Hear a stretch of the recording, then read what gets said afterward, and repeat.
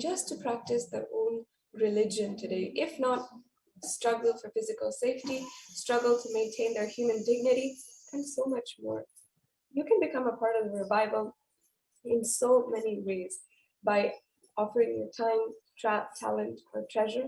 And you can even make a donation today through the YouTube super chat.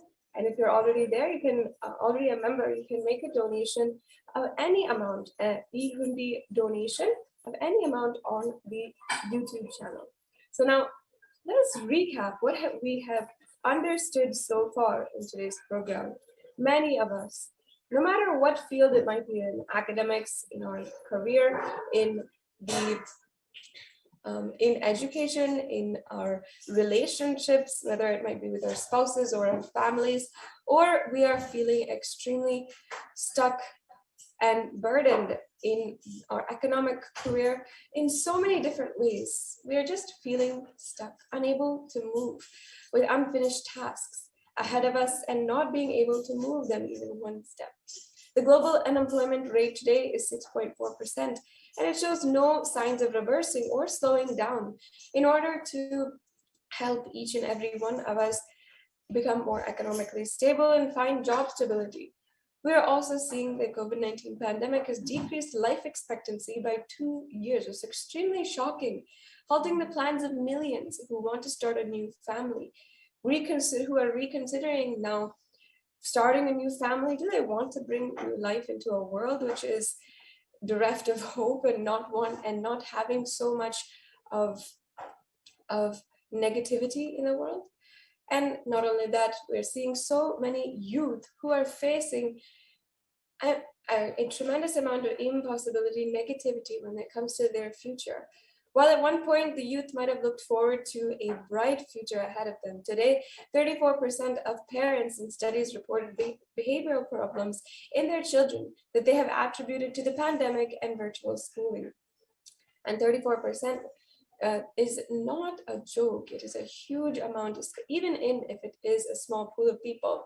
It's a huge amount, a large proportion, large ratio of people who are still connecting their even problems in their child, whether it might be depression, anxiety, or it might be feeling tiredness, feeling boredom, feeling irrationality, whatever it is. The parents of children are seeing the pandemic as a problem, and that is directly affecting their children. So as you can see, whether it is our jobs, academic careers, our financial life, or our relationships and family, in every aspect, we are feeling stuck and not being able to move ahead.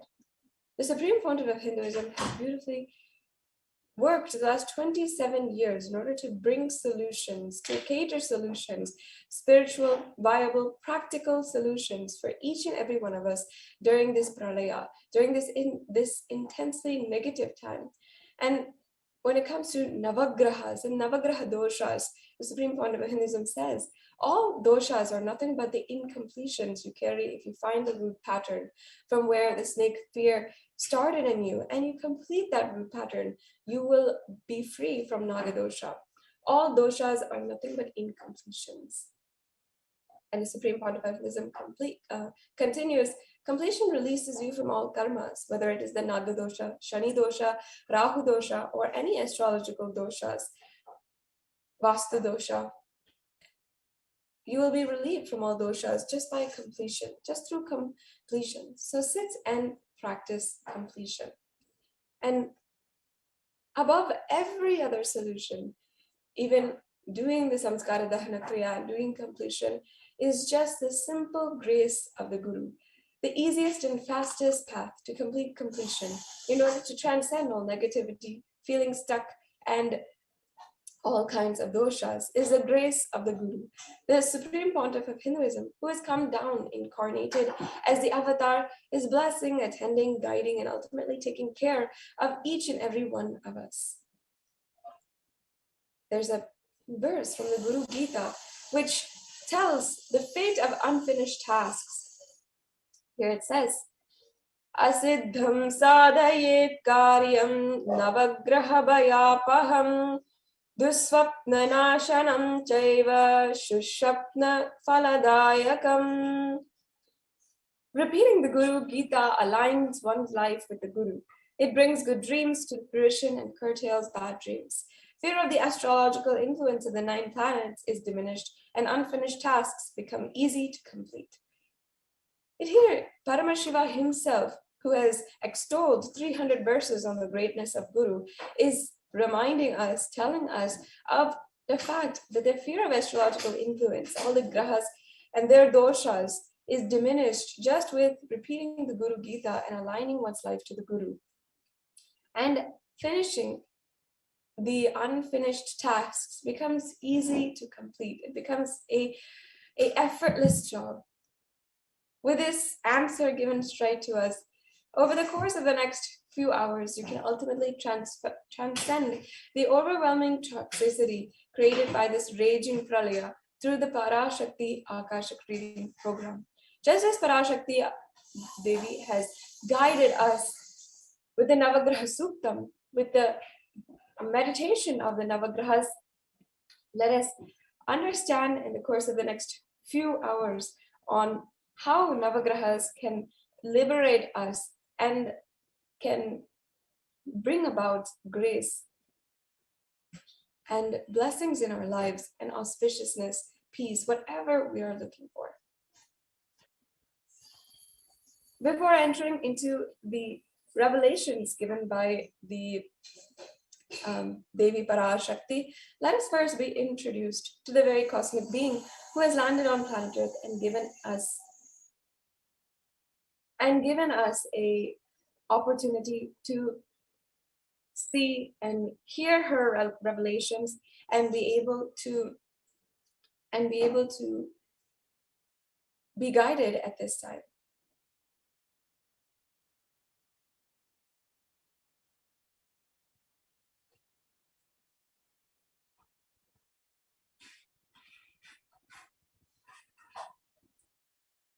Yes, so the Supreme Pontiff of Hinduism, Jagat Guru Mahasannidhanam, His Divine Holiness Bhagwan Nithyananda Paramashivam, is the reviver of Kailasa, a macrocosmic, ancient, enlightened Hindu civilizational nation. And the Supreme Pontiff of Hinduism is the 1008th incarnation of Paramashiva and has revived the science of power manifestation, which is what we have just seen in the demonstration of the Shaktis, and as well the temple-based lifestyle, and as well the science and lifestyle of humanity. So now, Devi Parashakti.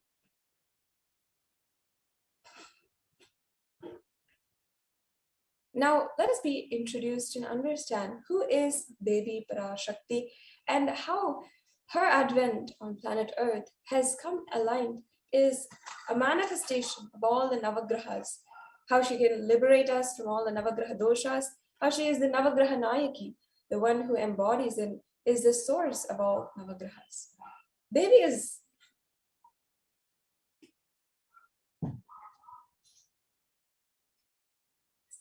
So here there is a verse from the Devi Suktam where she proudly, beautifully declares, I move with the Rudras and also with the Vasus. I wander with the Adityas, both Mitra and Varuna, and also Indra and Agni and the twins Ashwin. In this verse, it is beautifully explained to us, and Devi declares boldly how she is the source of all the Devas, all the embodiments of existence itself. Every being, every energy is source is from Devi Parashakti herself.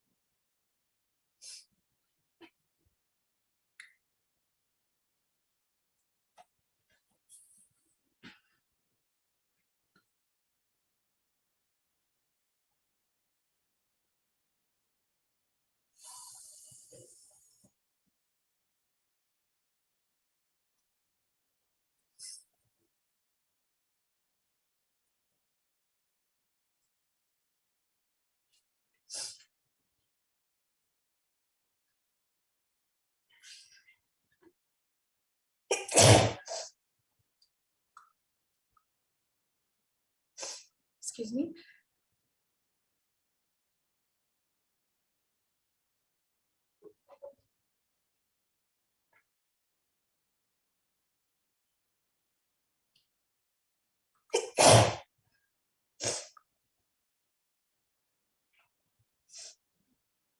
Yes, sorry, excuse me. In the next Dhyana Shloka of Devi Parashakti, she beautifully explains, I uphold and cherish the Soma, the exuberant plant that is pressed out of the delight of the gods. I am the supporter of the divine sculptor and craftsman, Tvastvar and Bhaga, and of Pushan too. I am the giver of fruits of the sacrifices, the grant of wealth of oblation, to the mindful institutor of sacrifice, and to the performer of the Soma sacrifice.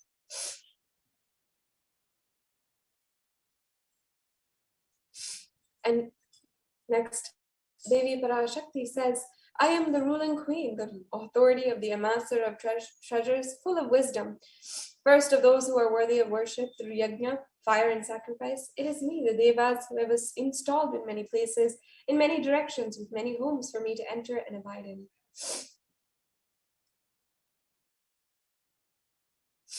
And she continues, it is by my power, through me alone, that one eats, sees, breathes, and hears the spoken word. He is not aware of me, yet he dwells in me alone. Listen with concentration, O those who can hear. For I tell you what is trustworthy. Hear one and all the truth as I declare it. Devi is the ultimate pure feminine consciousness. Parashakti is the cosmic mother. It is her cosmic womb from which billions and billions of universes comes out and goes in. She is the source where the Big Bang and black hole goes on. Parashakti is the source Shakti, the source energy, the source power from which all of us came, in which all of us are even in now, and in which all of us are going to merge. Devi is described by Paramashiva in the Kamikagama and expanded by a great saint called Tirumular as Bhuvane Brahmanda Yoni. Bhuvane means goddess of the whole universe and is called Bhuvane Bhuvaneshwari, and her Brahmanda Yoni, the cosmic womb from which all of us come out, in which all of us will go back. So this represents the whole energy.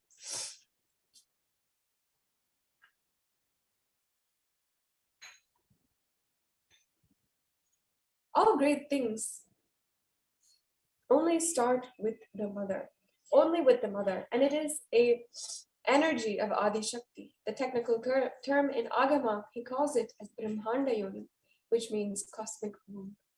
So as you can see, this tells us the very source of all existence, all universes, solar systems, galaxies, planets, the grahas, is Devi Parashakti. It is from her cosmic womb that everything came.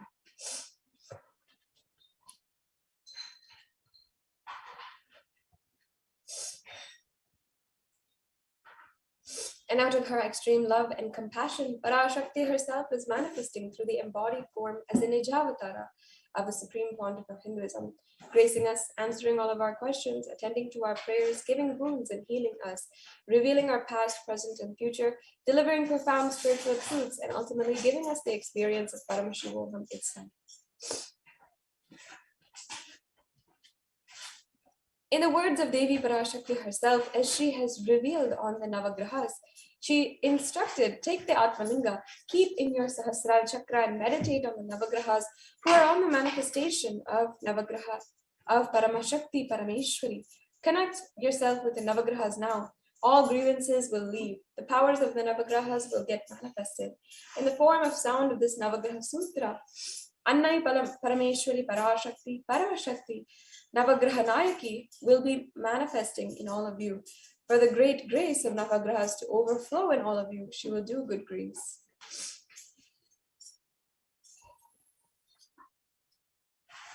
I am bestowing with good grace, overflowing in Shivamaya Mother, Parashakti in the form of Navagrahas, overwhelming as great grace that does good to the world, doing good to the world, all of you, destroying all the bad. Mother, I am bestowing with a great grace, as Sarva Mangalamai, as Sarva Mangala Swarupini, clearing all the grahas, entering your being in the form of Navagraha Sutra, doing all goodness, freeing all you from Maya and Paralaya.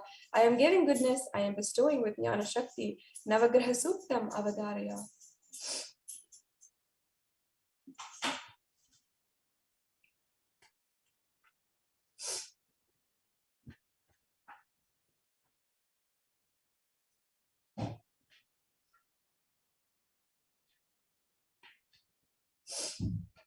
And how can we receive Devi Parashakti in the best way and form? Literally, in that moment, you are seeing Paramashiva and Parashakti. She is there in your screen. So always receive her very traditionally. Keep 2 betel leaf, 1 banana, 1 betel nut, and 1 coin in front of the screen and watch Devi. The coin is considered to be a traditional dakshina. And in the Hindu tradition, it can be the lowest value. In India, it can be even 1 paise. In the US, it can be even a cent. Of course, the Supreme Pontiff of Hinduism is not trying to monetize. He says if you just keep 1 cent, it is okay. So for 100 days, if you have the darshan, it'll add up to $1. In India, even 1 paise is okay. Offer that to Devi after the darshan is over. Do the namaskar and eat the banana, betel leaf, and take the betel nut. Take the prasadam immediately. Collect those coins and sell it to send it to the LA temple. And this betel leaf, the betel nut, may look too small, but in a few days you will see how much it adds to your sentiment that really she is there. You will not take Devi darshan for granted, and the rituals will break your unconscious, monotonous mentality and lifestyle. So as you can see here, we have a sample of the plate and how you can arrange it. And you can do it exactly like this in order to make a very simple but very powerful offering to Devi Parashakti at home. So now let us understand the juice of the content today, how Navagrahas can help us at this time especially. First, let us understand the world today, what's going on in the world and how people are feeling stuck. It is not just something that Devi Parashakti has revealed, but what each and every one of us are going through. So in the next segment today, we're going to be understanding first the world today, what's going on. We're going to be presenting the facts about how the world is intensely feeling that in that amount of being stuck in wherever they are, in whatever field they are in, or in whatever aspect of their life. Then we're going to be seeing exactly how meditation on the Navagrahas, how Navagrahas are a solution today. And finally, we'll be seeing exactly how the Supreme Pontiff of Hinduism also gives us the solution for this negativity that we're facing during the pandemic. So yes, let's get started into the next segment.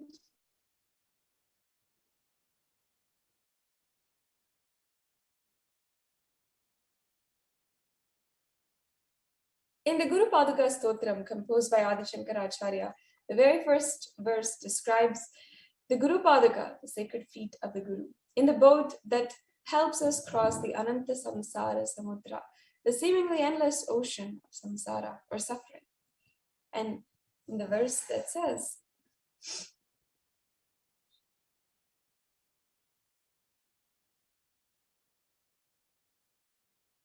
Ananta Samsara Samudradara Naukayitabhyam Sri Guru Bhakti Kabhyam Vairagya Samrajada Pujanabhyam Namo Namaha Sri Guru Padukabhyam.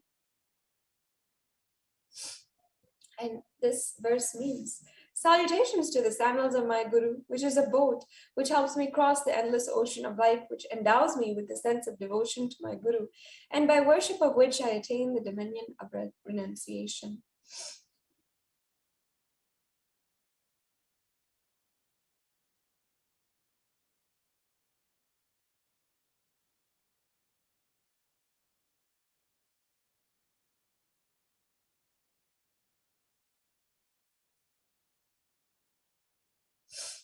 And just like this, many of us feel stuck in the same storming and raging ocean, being unable to navigate our lives, lost in the overwhelming vastness of suffering that is surrounding us during the pralaya.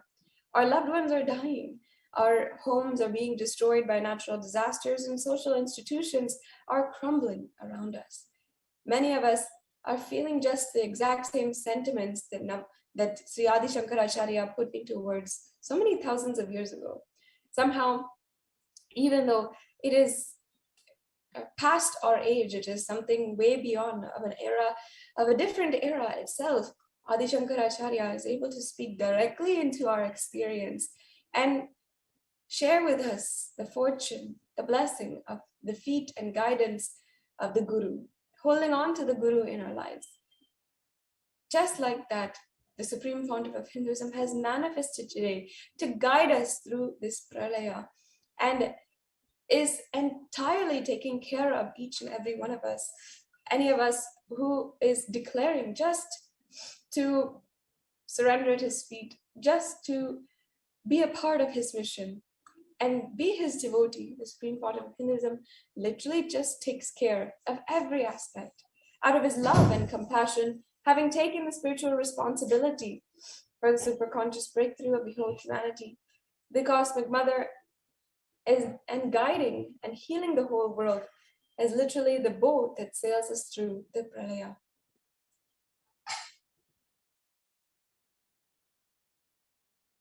Devi Parashakti is herself manifesting through the Nijavatara and answering each and every one of our prayers, granting boons, healing us, manifesting miracles, removing all of our pain and suffering. Devi has not just attended to each of us individually, but also humanity at large.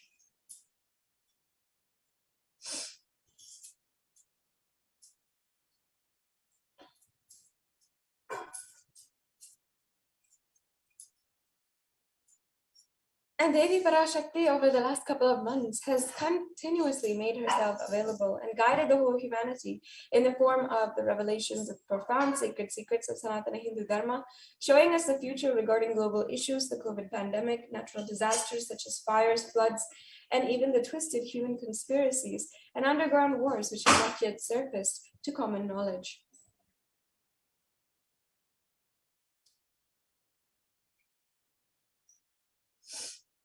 In this segment, we will be elaborating on the statistical, scientific, and scriptural references of each sacred revelation and guidance that has emerged from Devi Parashakti, especially on how people are feeling stuck across the globe in every walk of their life, and how meditating on the Navagrahas is a solution to getting out of feeling stuck in life.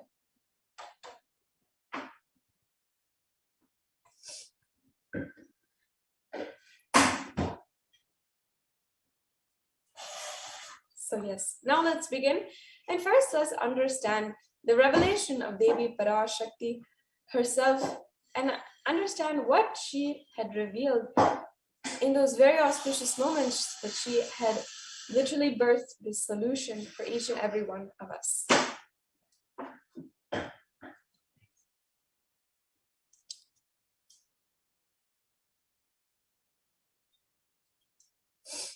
So this revelation is from the 23rd of August, 2021.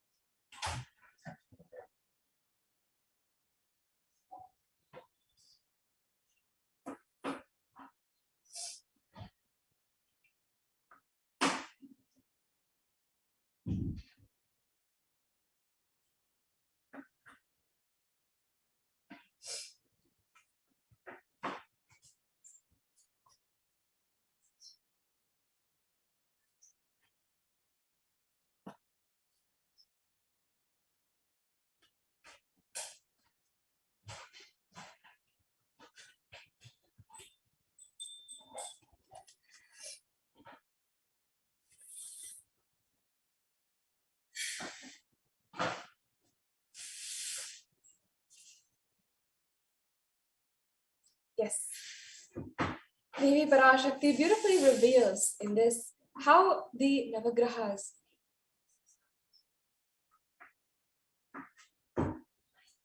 how the Navagrahas are giving us a solution during this time of pralaya, during the pandemic.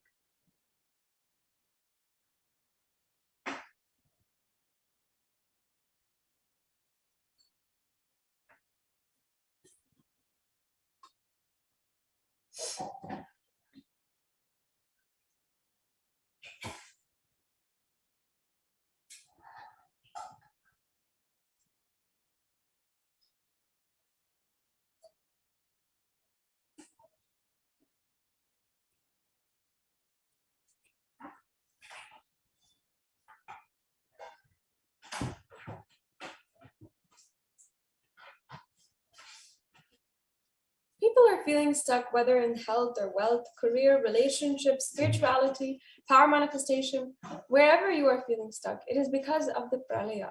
The pralaya gives you a wrong sense of delusion, a wrong direction, makes you feel stuck.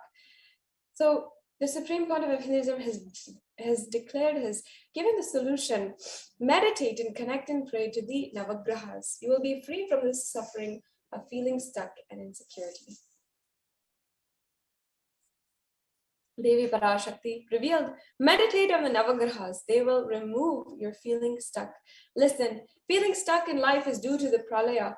Everyone all over the world is feeling stuck in life. Meditate on the Navagrahas. Connect with the Navagrahas. Pray to the Navagrahas. You will be free from this suffering of feeling stuck and insecurity. Everyone connected to sitting with all of us, sitting with us all over the world. I am seeing continuously everywhere people are feeling stuck. This pralaya will make you feel your very room like a prison. The power of this pralaya will break your mind, crush your being to the extent that you will start feeling your very room like a prison. The only way to destroy this is connecting with the Navagrahas. Meditating on the Navagrahas and being connected to the Navagraha Nayaki, Parameshwari. Take the Atmalinga, keep it on your Sahasrara Chakra, and meditate on the Navagrahas, who are the manifestation of Parameshwari Paramashakti. Annai Parameshwari Parashakti Paramashakti Navagraha Nayaki will manifest in all of you for the great grace of the Navagrahas to overflow in you. She will do good grace. I am bestowing this with good grace, overflowing in Shevamaya. Mother Parashakti in the form of Navagrahas, overwhelming as a great grace that does good to the world, doing good to all of you, destroying all bad. Mother, I am bestowing that great grace. As Sarvamangala Mayi, Sarvamangala Swarupini, creating all the Grahadoshas and destroying all of it. Now let's look at a few evidences which proves that people are feeling stuck. In the next few minutes, we're just going to be going over the different statistical evidences on how people are feeling stuck in examples of increased divorce rate, decreased pregnancy, loss of jobs, suicidal rate increase, and being unable to buy homes with a very unstable economy. Here we have a example from BBC, one of a very, very well-known news base on why the pandemic is causing spikes in breakups and divorces. And it says here, divorce rates are increasing around the world, and relationship experts warn the pandemic-induced breakup curve may not have peaked yet. For other couples, the increase in mental health problems linked to the pandemic is directly affecting their relationships. Leading British law firms Stewart's logged a 122 increase in inquiries about the divorce between July and October, compared with the same period last year. And Sipke, another law firm, in search for online advice, records a 34% increase in sale of basic divorce agreements. For other couples, the increase in mental health problems linked to the pandemic is playing a role in breakups. But relationship experts believe that even strong couples who weren't facing problems before the pandemic and avoided major shifts in household health or dynamics may also be susceptible to breakups. This is because the pandemic has taken away well-established routines that offered comfort, stability, and rhythm. And this is what Ronan Stillman, a psychotherapist and spokesperson, has explained to us. Languishing is the latest COVID buzzword as people are feeling stuck in the waning days of the pandemic.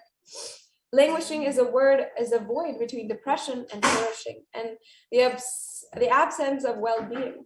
This is from psychologist Adam Grant, who wrote in the New York Times. This is an article from earlier this year in 2021 as well, where People magazine has elaborated on how the popular culture itself is becoming more and more attuned to negativity, to words like languishing.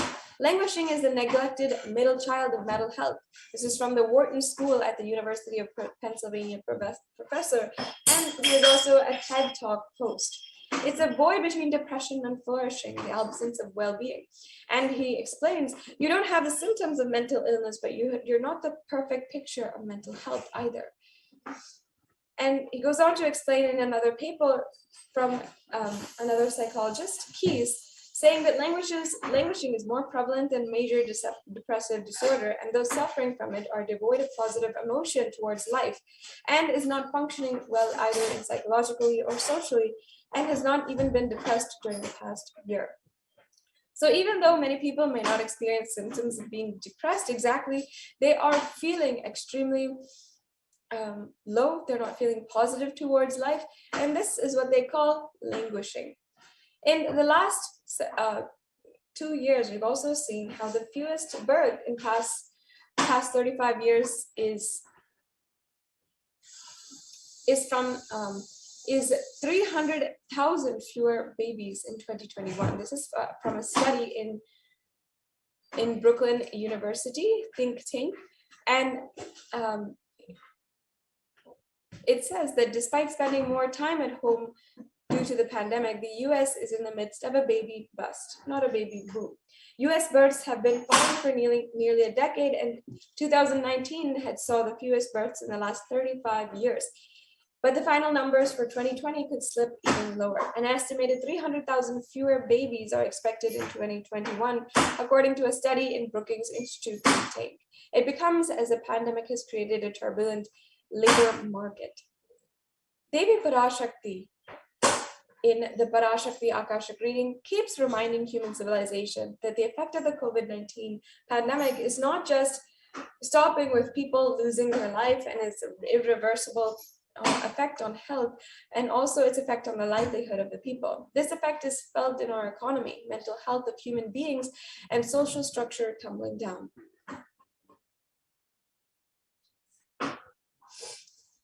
People are also feeling stuck in their job stability. Millions of people are losing jobs. There's a decline in the real estate market. 81 million people have lost jobs as the COVID-19 pandemic has created turmoil in the Asia-Pacific labor market. And the US residential real estate market is suffering intensely. Here you can see an article from the International Labor Organization where it's saying how 81 million jobs have lost as the COVID-19 creates turmoil in Asia-Pacific labor markets.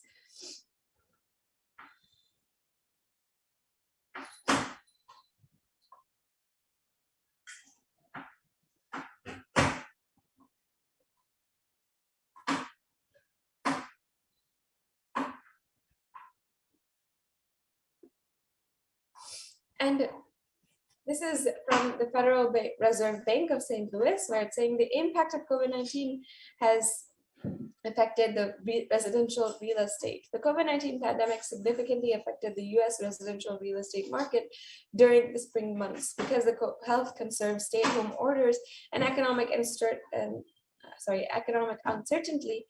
Many metro areas experienced a noticeable drop in home sales.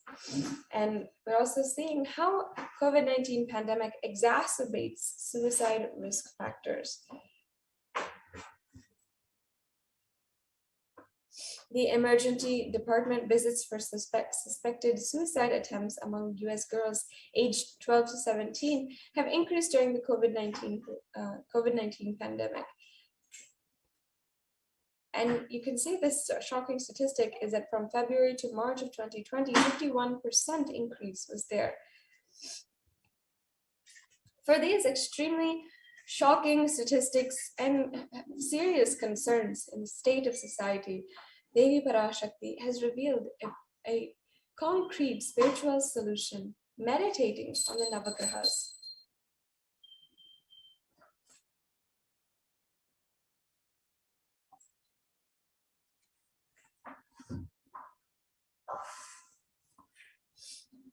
And meditating and praying have immense benefits, even according to Healthline. One is reducing stress, controlling anxiety, promoting emotional health, enhanced self-awareness, lengthening your attention span, reducing your age-related memory loss, generating kindness, helping fight addictions, improving sleep, controlling pain, and decreasing blood pressure.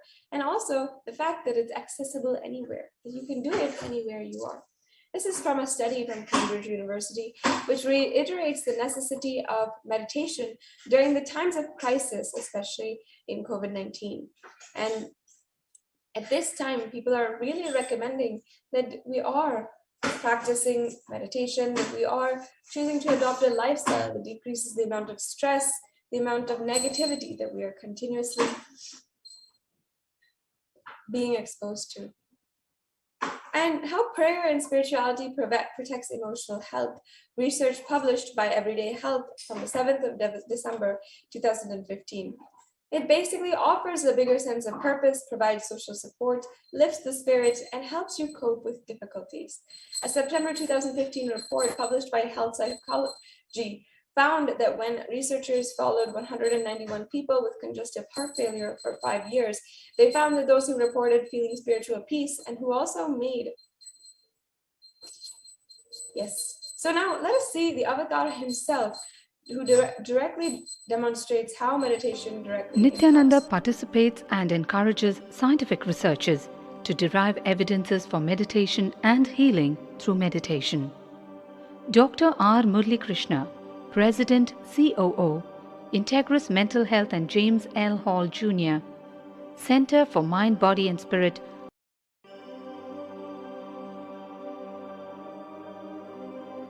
Nithyananda participates and encourages scientific researches to derive evidences for meditation and healing through meditation.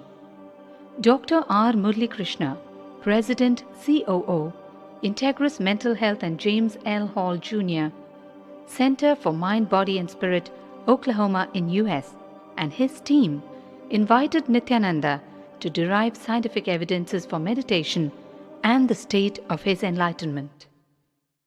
When Swamiji came, I have requested him to do one thing. I asked him, would you be willing to undergo some scientific investigation of the meditation process?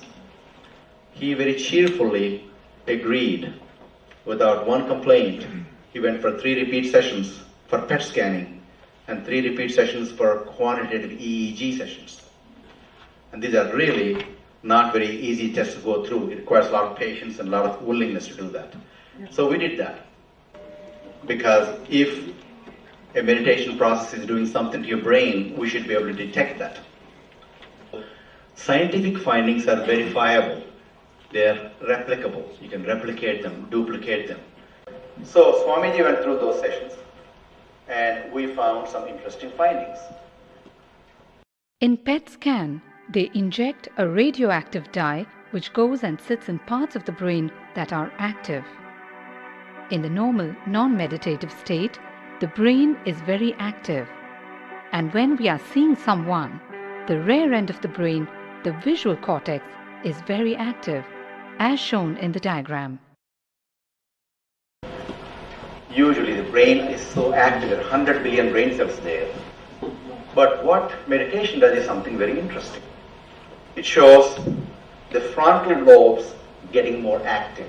The frontal lobe is where you have judgment, wisdom, reasoning. Here are some of the brain scans I'm going to share with you. This is alert, non-meditative state. The second one is 30 minutes into 30 minutes meditation. Look at the frontal lobes, how they light it up. They light it up big time. 60 minutes of deep meditation, and here is a deep, deep level of meditation where it lights up significantly right there, right in the middle. probably an inch and a half, 2 inches deeper.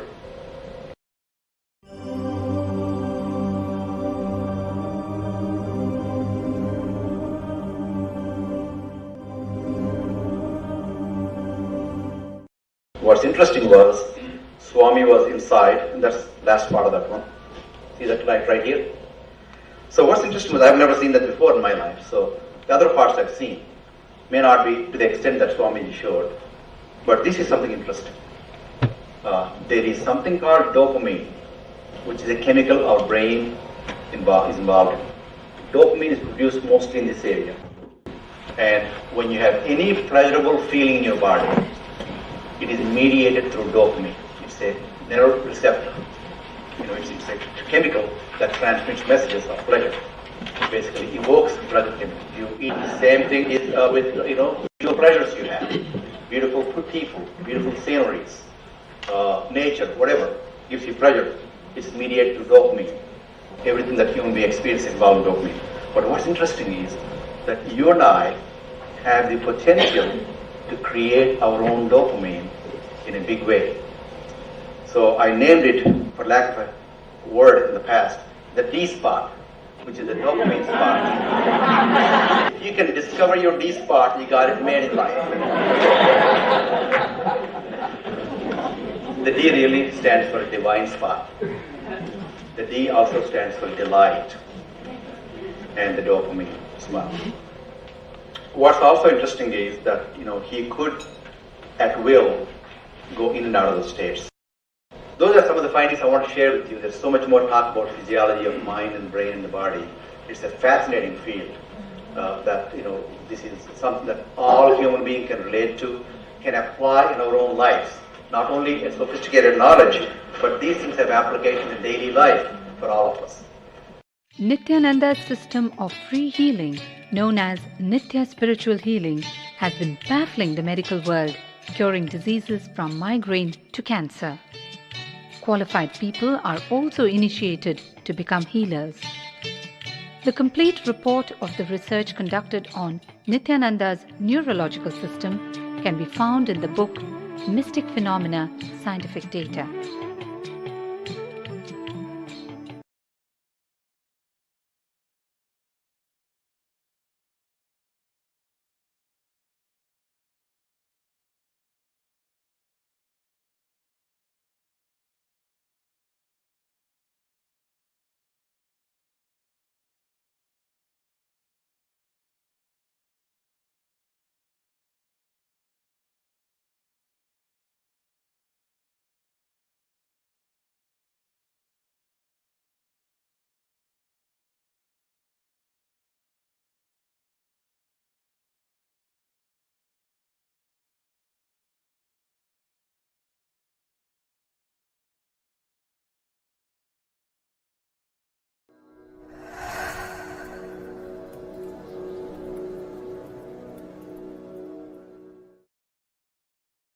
If you are not allowed to do yoga, made to believe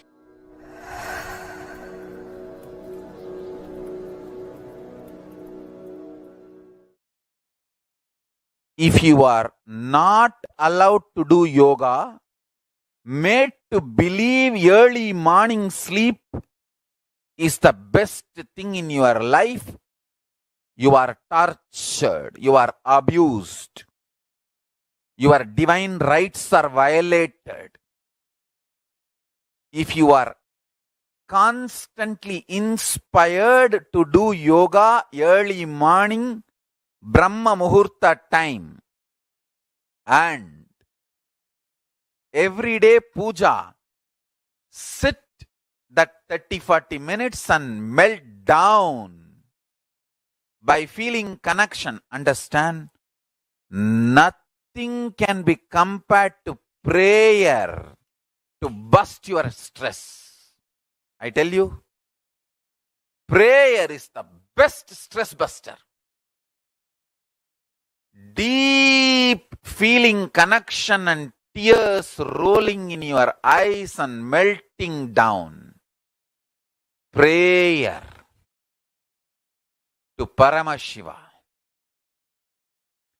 intense yearning, Vyakulata, talking to Paramashiva, relating to Paramashiva. Nothing can be compared to that to bust your stress. I tell you,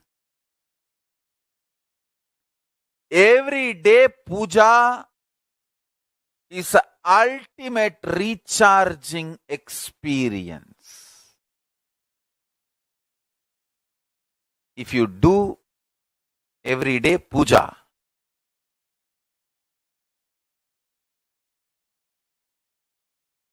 the kind of the stress-free life you will live,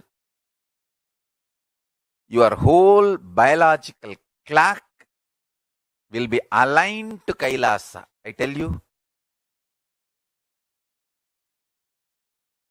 I have seen the people who have the habit of Nitya Puja live long.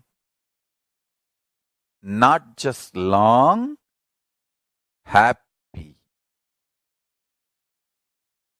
In my whole life, it is Nitya Puja, Puja, that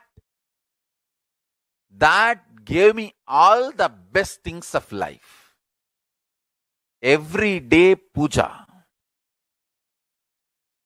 relating with the deities is the best stress buster. Touch the deities, do decoration, dress up. Even now, my best time of the day is when I sit with my deities.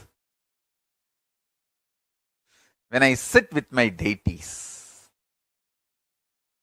dress up the deities, jewel them, spend time with them, talk to them, intensely pray, deeply connect and pray. Understand?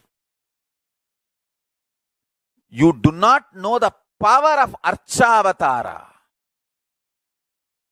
God landing in physical deity form. Never underestimate the power of Archavatara. The Archavatara is equivalent to living avatara. What living avatar can do to you, an Archavatara can do. Atma Linga I am giving to all of you is literally living Archavatara. Is a piece of God. Literally.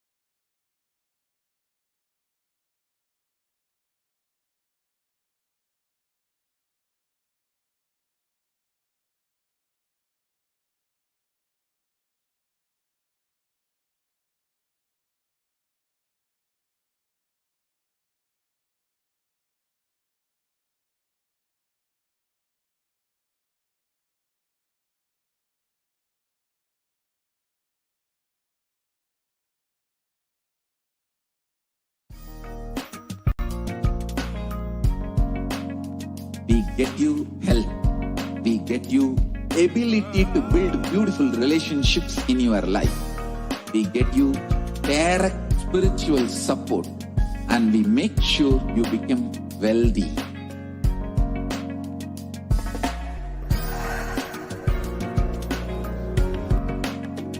We won't stop giving you just good life.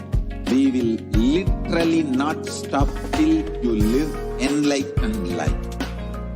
Manifesting the state of Paramashiva, space of Paramashiva, powers of Paramashiva, being of Paramashiva.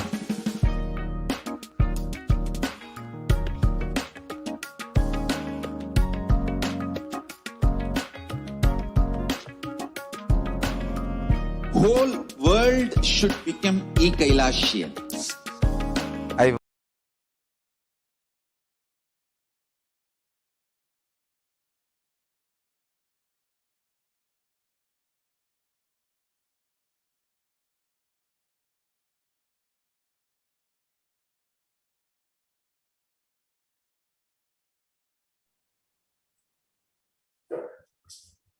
Welcome back, dear viewers. And in the next segment of today's program, we are going to share with you about the scientific evidence of how humans are affected by the planet. The planets affect the electromagnetic waves, and which is scientifically proven. The brain waves is also a form of the electromagnetic waves, and hence it is affected with the change in the position of the planet.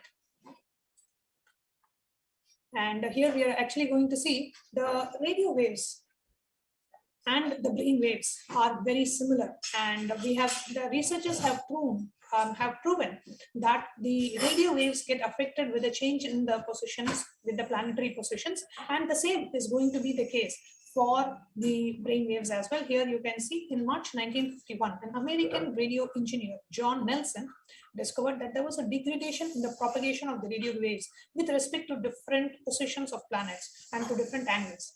Now, what has radio waves got to do with humans? Well, the radio waves, as we know, is a form of the electromagnetic waves. Now, every human brain emits electromagnetic waves, which are better known as the brain waves or EEG, the electroencephalogram waves.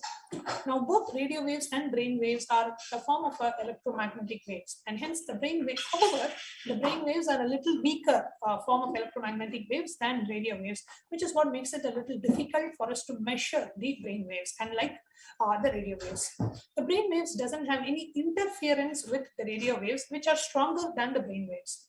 So if a certain position of the planets in space can cause a disruption in the propagation of the radio waves, it can also affect the brain waves. And it is observed that the magnetic field of the Earth changes daily and seasonally. So the fluctuations in the geomagnetism has an effect on the brain, and the geomagnetism plays also, a lot of researches have been done to prove that the geomagnetism has an effect in the brain and also in the development of the human fetus, and it also has an effect on different organisms too. The revolving planets causes solar activity, and which causes the geomagnetism, and so the Earth's magnetic field, which changes regularly, affects the magnetic compounds in the cerebellum in similar ways during the brain development, resulting in similar personality traits for those developing at similar times and in similar locations on the Earth. According to Dr. Harold, who's a professor at the Ailes Medical School, he states that the complex magnetic field not only establishes the pattern of the human brain at birth, but it also regulates and controls it throughout our lives. A beautiful shloka for us to connect and pray to the Navagrahas. Adityaya cha somaya mangalaya budhaya cha guru shukra shanibhyascha rahuve ketave namaha. So this is a reference, and it is a prayer to all the 9 grahas as per the Vedic astrology, which the names, it's basically the names of the 9 planets, and it says that I bow down to all the 9 planets. It's a very simple shloka. The Puranic reference. Now we are going to see the various Puranic references, the stories and descriptions from various Puranas and Itihasas, where we read those Puranic references, we can see how the Navagrahas have had an effect in the lives of the people who are mentioned in the Puranas, whether it is in Ramayana or Mahabharata. In various places, the Vedic astrology is mentioned. Decisions are made based on the calculations in the Vedic astrology, and the sequence of events have happened as expected in many times as per the Vedic astrology. So we are going to be giving you some references of studies from the Vedic astrology now. And for those of you who are joining us live, I have a very important and a very interesting announcement as we move on to the next segment, which is on the 4th of December, we have the solar eclipse. The solar eclipse is considered an extremely auspicious time for any kind of a spiritual practice, for Diksha, for receiving the initiation from the Guru. So we are going to be having 4 special initiations and a live darshan of Swamiji during the next solar eclipse, which falls on the 4th of December.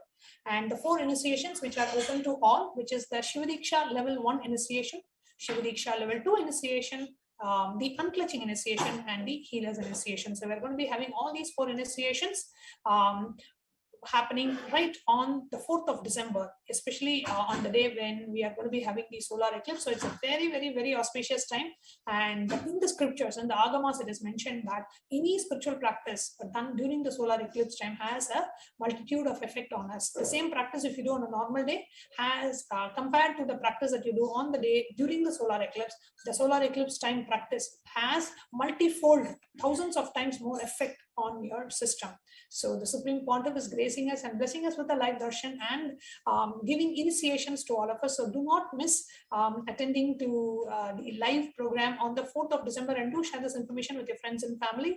And for more information, please do watch out our Facebook page, the official page of Supreme Pontiff HDH Nithyananda Paramashivam page on Facebook for more information and details about the December 4th, the solar eclipse event. So now we will be entering into the further segments where we are sharing with you about the various Puranic references of the impact of the Navagrahas in our life, so we can understand how the Navagrahas impact our day-to-day life. So here you can see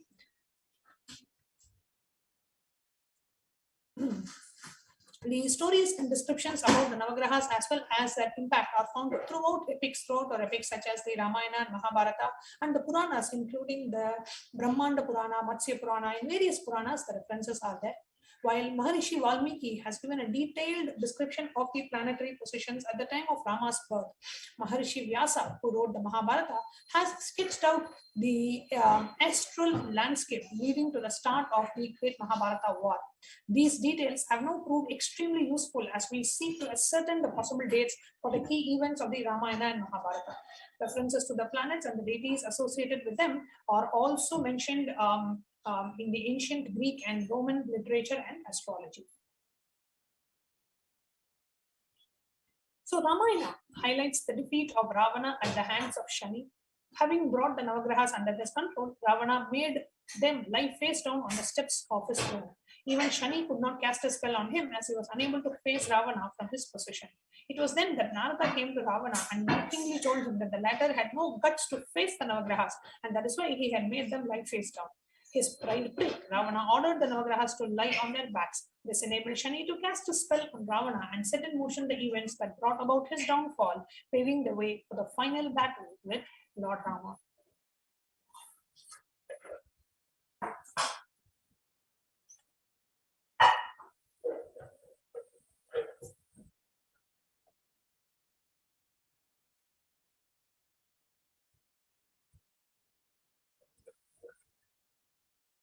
See, we are going to be seeing how even in Mahabharata, the very time of the Mahabharata war was fixed with after consulting Sahadeva, who's from the opposite side of the the war troop. He is on the Pandava. He's one of the Pancha Pandavas. So the Dronacharya asked Duryodhana. This is the reference from Mahabharata. Dronacharya, who's the Acharya, the teacher of all the Pancha Pandavas and the Kauravas, he asked Duryodhana to contact Sahadeva, who was his twin brother of Nakula and the youngest of the Pandavas. He said Sahadeva was an astrologer and that he would be the right person to consult. Duryodhana was surprised. He asked Dronacharya how could he ask his enemy for an auspicious day for him to perform the Durga Puja to win the war. Dronacharya said that Sahadeva would never refuse it if Duryodhana approached him after Sahadeva's bath and morning puja. The teacher also told Duryodhana that Sahadeva spoke the truth always and that Duryodhana could trust everything that Sahadeva told. So the following morning, Duryodhana went to meet Sahadeva just after the latter has finished his puja. And Duryodhana told Sahadeva that although they are foes, he trusted Sahadeva. And he wanted to ask Sahadeva, what is the time for the war? So then Sahadeva, as Duryodhana approached him, Sahadeva very sincerely looked at the astrological calendar the following morning, and he Duryodhana asked Sahadeva to consult the almanac and specify the right day to start the war in order to ensure victory for the Kauravas. Sahadeva readily looked into the Panchanga, made some calculations, and gave him the predictions to Duryodhana. He said that the following Amavasya, the new moon, which fell 2 days later, was an auspicious day to perform the Durga Puja and to commence the war, as that would guarantee Duryodhana's victory. Duryodhana was very pleased, and after thanking Sahadeva, he returned to his own army command center. So now Sahadeva has told them when to start the war so that the opposite side will win. Now, however, here we have Bhagavan Shri Krishna on the side of the Pancha Pandavas, so who are always following the dharma, attached to Bhagavan Shri Krishna. And here, so now Bhagavan Shri Krishna comes into the scene to change the whole scene to ensure that the Pancha Pandavas, the dharma, always wins. So then what Bhagavan Shri Krishna does, he instructs the Pancha Pandavas to offer the Tarpana on the next day, which is not the Amavasya. Amavasya actually 2 days after that. It's 2 days from today. But Bhagavan Shri Krishna informs the Pancha Pandavas to do the Tarpanam on the next day. So when all the Pancha Pandavas along with Shri Krishna go to the nearby water body, and when they are performing the Tarpanam, sun and the moon got confused. Why are they doing Tarpanam today? It is not even Amavasya. Why they are doing? So the sun and the moon rush to Bhagavan Shri Krishna and says, oh Krishna, what is happening? Why is everyone offering Tarpanam today? Today is not Amavasya. Amavasya is tomorrow. Then Bhagavan Shri Krishna says, what is Amavasya? Right? So the Amavasya Kala. So Bhagavan Shri Krishna so beautifully explains whatever has to happen during Amavasya has already happened. So that's all. So the whole Vedic astrology, the Vedic calendar, the Vedic calculations, everything changes. And the war begins on the day, when 1 day before the Amavasya. So the Kauravas side lose and the Pancha Pandavas, the dharma is established and the Pancha Pandavas win the war. So these are some of the references from our Itihasas and Puranas.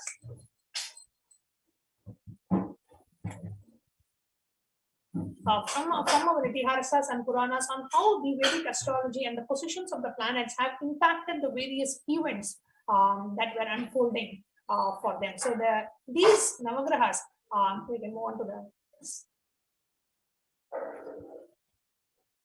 So a very quick introduction, we are now going to see a very quick introduction to who are the Navagrahas, the 9 deities. And in the Vedic tradition, the Navagraha worship is one of the most important worships. Each day is given to one of the deities, and always in the temple, if you go, people always you will see people doing 3 pradakshinas or 9 pradakshinas around the Navagrahas. And in all the major temples, we will be having the Dharma Mandir of the Navagrahas, which are there. The Sanctum Sanctorum specifically for the Navagrahas. So now let us take a look at who are the different Navagrahas.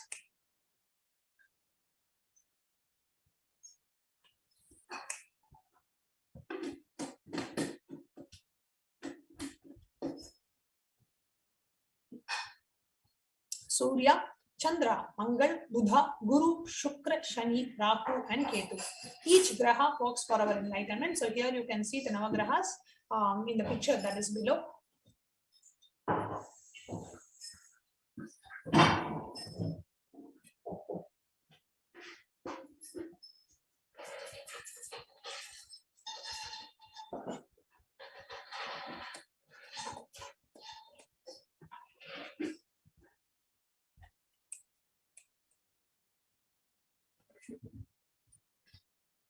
So the introduction, first is the Aditya, the sun, who promotes the strength, courage, health, prosperity, and relief from chronic diseases. The temple to worship is the Suryanar Koil.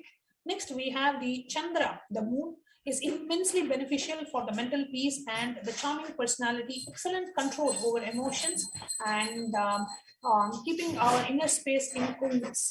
So we worship the moon, the Chandra. Here you see, typically in the planetary system, the moon is not considered a planet. Moon is considered a satellite of the planet Earth.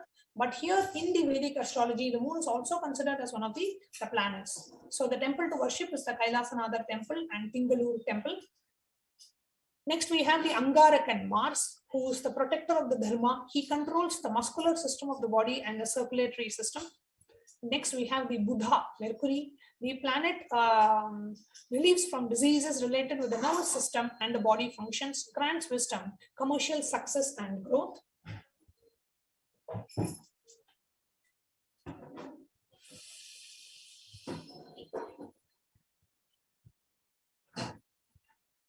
Next, we have Guru, Jupiter, the master of all the grahas.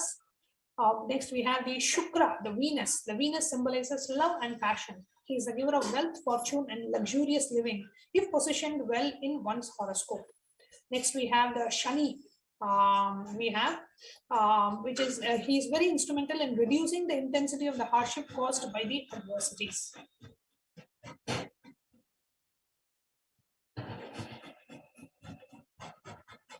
Next, we have the Rahu. When Rahu is affected, one faces several miseries and obstacles in the way of success. Rahu is actually the demon, demon's head. So we face several obstacles towards our success.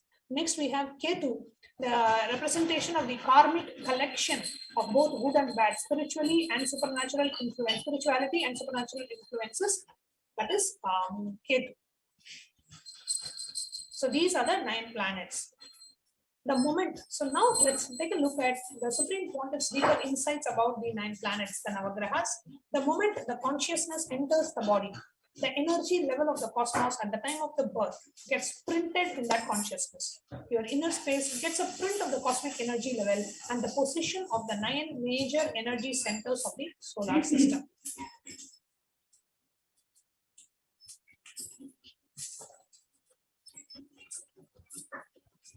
The astrological planets are not only astronomical, they are energies. The particular energy push and pull exists between them. The different energy positions clearly decide the cosmic energy level during the time of the birth. Based on that, Jyotisha will be able to predict the course of life. Understand, not exact incidents, because you have the freedom. You have the freedom to decide whether to sit or stand, read this or not. But the general course of your life can be decided by just looking at your horoscope, which is the planetary positions at the time of your birth. Astrology manifested in the inner vision of the ancient rishis and sages of India. These yogis and enlightened beings were able to see beyond the realms of names and forms. They could feel and express the subtle reality that exists behind the cosmic phenomena. As such, they perceived the primal powers of cosmic intelligence in the planets and stars and worshipped the cosmic powers within themselves. The microcosm as the powers of each being. By concentrating intensely on the sun and other planets, they understood the movements of life force in their body. And by meditating on the life force, they also came to understand the movement of the sun and the planets in the heavens. Through this technique called Samyama, they could unravel the secrets of the universe. They brought down their understanding into a system of Vedic science, which became Jyotisha, the science of light.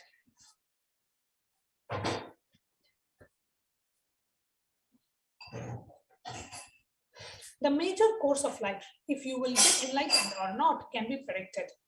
For example, if you will get enlightened or not, principles can be predicted, not policies. Having an idea about your horoscope will give you intelligence and acceptance in your life.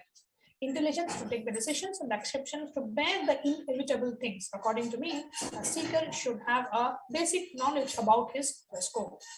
These are the words of the Supreme Pontiff for us to understand and have a basic introduction to Vedic astrology. The Navagrahas are also known to have an impact on the different parts of our bodies and their smooth functioning. For instance, the Surya provides longevity and good health. Chandra has an impact on the digestive system, fertility, and mental health. Mangala affects muscular strength. Buddha causes respiratory and skin issues. Guru impacts our metabolism, liver, pancreas. Shukra, the reproductive organs, while Shani is associated with nerve-related issues. Rahu and Ketu with fears and phobias. The basic misinterpretation of the grahas, which all human beings have, is some grahas does good thing to them, some don't. For example, people are afraid of the, we call it the 7.5 years of Shani transition and the Ragu effect. Some believe that Shukra will do good for life, bring wealth, etc. Swamiji has said the basis on which all the grahas function is to lead the human being to the experience of Paramashivoham.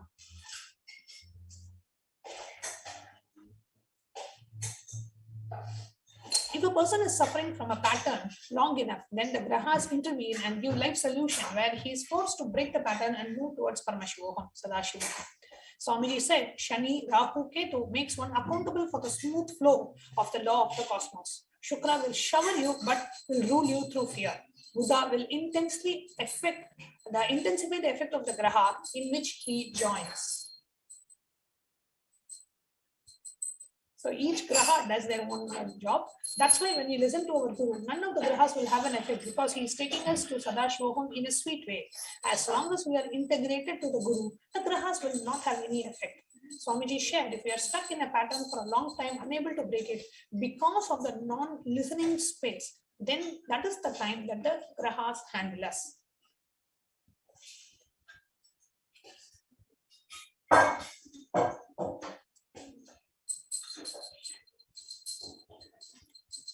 Now, let's watch this quick clip by the Supreme Pontiff of Hinduism, as Supreme Pontiff of Hinduism shares about the spiritual alchemy products. And one of the spiritual alchemy products made by the Supreme Pontiff of Hinduism for the benefit of the humanity is the Navagraha Mandala. And here the Supreme Pontiff of Hinduism explains about what is the Navagraha Mandala and the benefits of having a Navagraha Mandala, a spiritual alchemy product with us.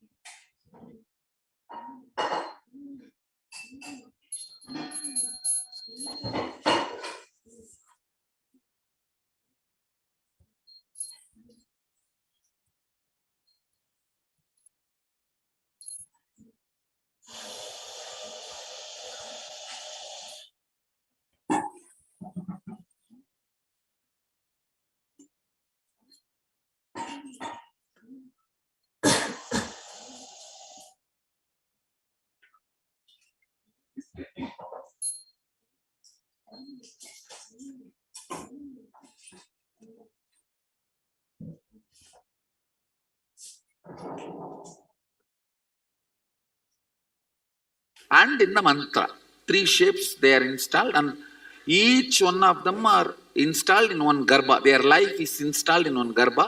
So 9 garbhas are on the plate. Then this represents 11 dimension. This 3 layer length, breadth, depth dimension. Inside 9 garbhas are kept representing 9 more dimension. The 11th space cannot be given in matter. It will be given to you as an initiation. So understand, this represents 9 Navagrahas and 11 dimensions. Sadashiva talks about it in Kamikagama, and Shastra Pramana we have, and Apta Pramana also we have. Tirumular, a great saint, he talks about it.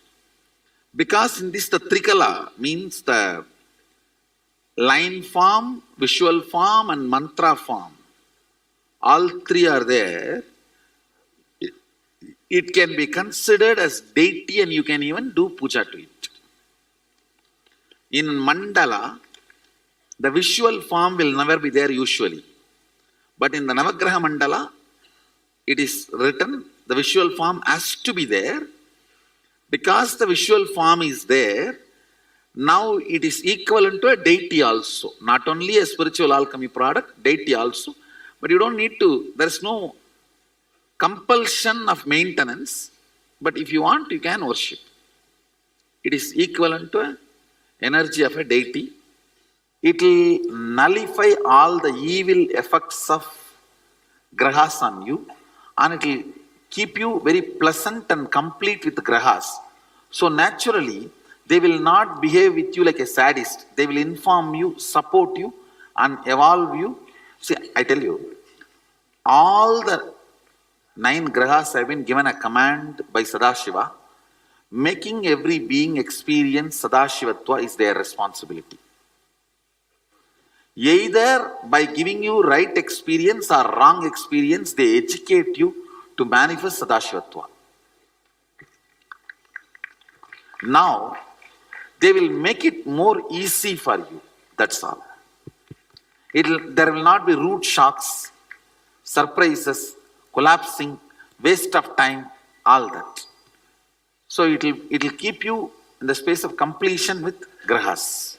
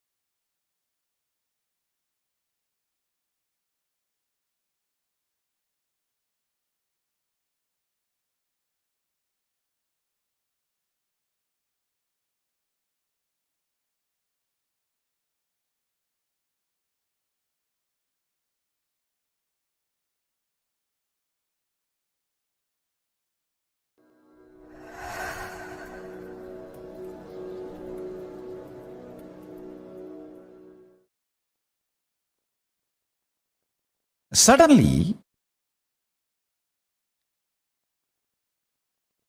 maybe the reasons known only to him, he decided to teach the whole science of Navagrahas, showing directly the grahas to me.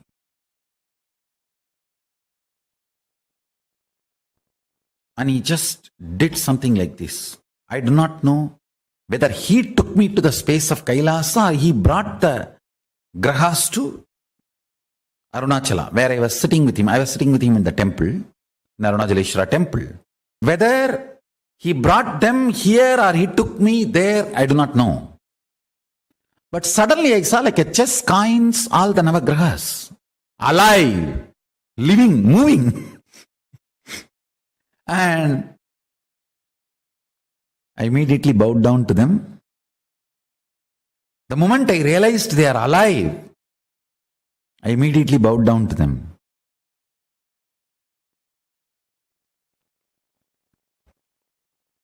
Then he started talking about every graha and explaining who holds what energy and who does what responsibility, and the whole science he transmitted into me, the whole knowledge of Jyotisha.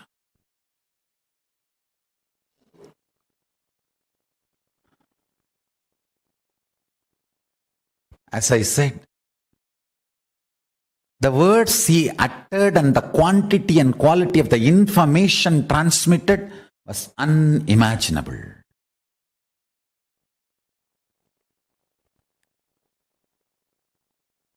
He also taught me an important sacred secret. If you can bring a powerful cognition in you and do dharana, dhyana, samadhi on that powerful cognition and be humble to the grahas, Understand? Humbleness pleases the grahas. Humbleness makes the grahas happy with you.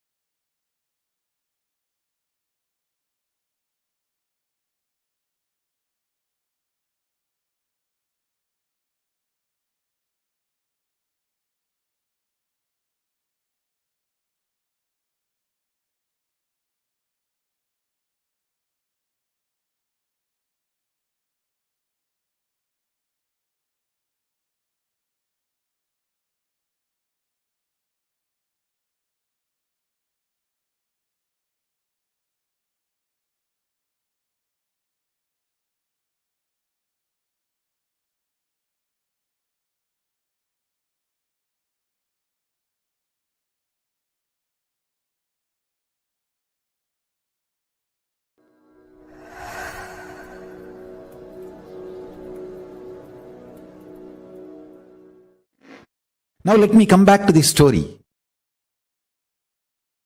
He showed all the grahas and taught me the whole thing.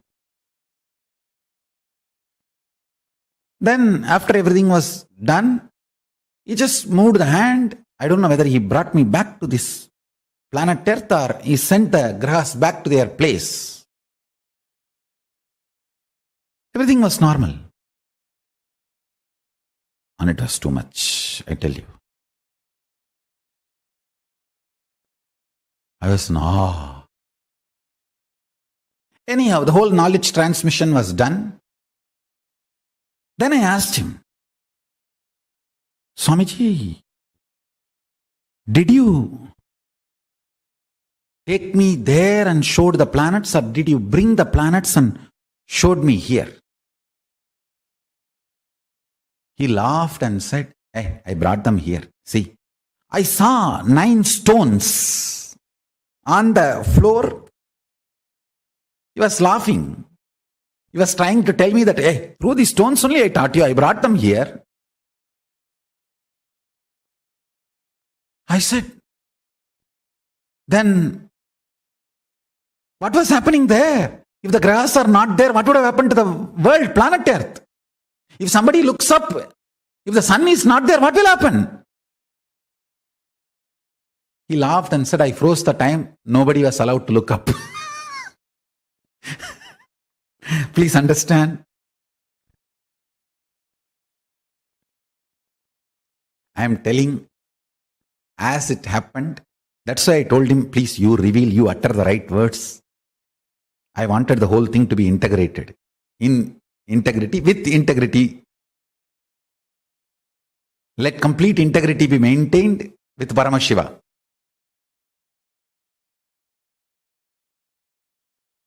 He laughed and said, I froze the time so nobody can look up.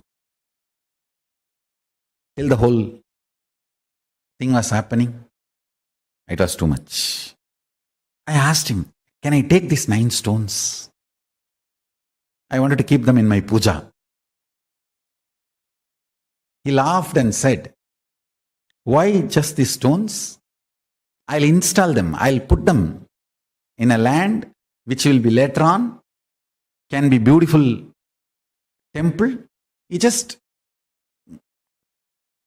blinked his eyes. Both of us were sitting in a place where now the banyan tree is planted in Tiruvannamalai Adinam. That is precise spot. That was the spot. He put all the 9 stones and we both were suddenly sitting there. We just disappeared from the temple and appeared here. And he pushed all the 9 stones on the ground and said, this place will radiate the powers of Navagrahas. Later on, you will understand why I did this here. Of course, maybe after decades, many years, we got that property. Now the ashram is there. When I went back, I know that is the property. That is the reason I put Navagraha Vanas there. Nakshatra Vana in that area for all the grahas and nakshatras to be present and bless everyone. Whoever goes and sits and meditates on Arunagiri Yogeshwara there, with the powerful cognition of Paramashivoham, Arunachala will bless. Arunagiri Yogeshwara will bless.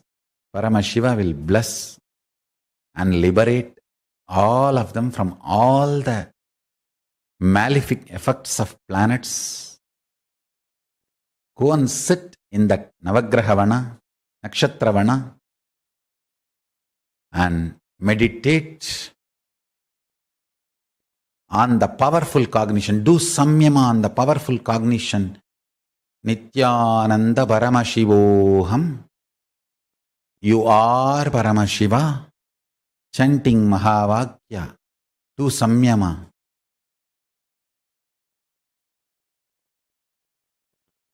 And be humble to Navagrahas. Be humble to Navagrahas. You will be blessed, liberated. No malefic effects will touch you. You will be free from all malefic effects and you will be only blessed and supported, and blessings will be showered on you.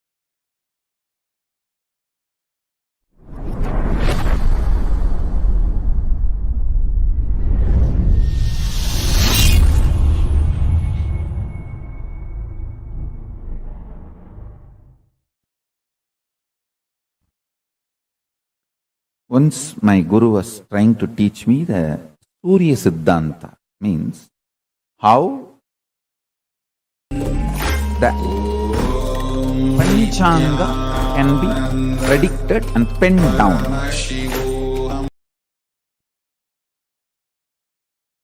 He was trying to show how the sun is center and earth moves around the sun and moon is around the earth, and the whole structure, including the sun, moon, the whole thing is also moving. He described in an elaborate way. And then he took a chalk piece, just drew some numbers on various parts of my body.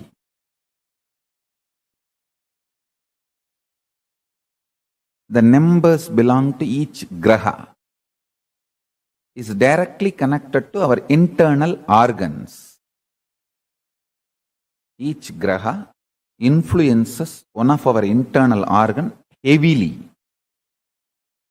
And he drew that numbers on my body, and he drew that same numbers on external, on the floor, explaining how when those grahas change, when those stars move, regular cosmic happenings like Amavasya, Purnima, how those things should be predicted or calculated. That is more like a calculation. It's not even prediction. But its influence on the humanity need to be predicted. Its influence on the individual's lives need to be predicted. My gurus were trying to map this whole science and explain this to me. I think almost the core fundamental structure of Jyotisha and Surya Siddhanta I am trying to explain. Chandaha padautu vedasya hastau kalpoda patyate Jyotishaamayanam chakshur niruttam shrotramuchyate sikshakranam tu vedasya mukam vyakaranam smrutam. This is a very traditional verse. In any Gurukul they will chant this and make you repeat. It's a description. 6 angas of the Vedas in Veda Purusha's body.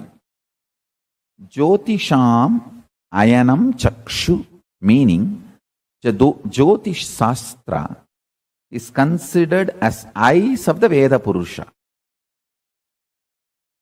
From this we understand that the Vedic astrology is as old as Vedas, or in other words, does not have beginning, anadi. This Shastra is also called Hora Shastra. Hora is an abbreviation of Ahoratram, meaning day and night. It means it is the systematic study of time and its components and parameters and its influence on physical, chemical, biological existence of what we know as life. Listen.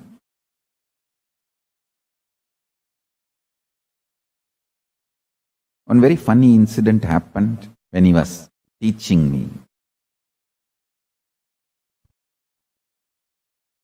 I was so intensely immersed in his teachings. He was showing me, hey, this is Surya. This influences your brain thinking system. This is Rahu. He influences your liver. The actions liver performs physically, its influence on your thinking system,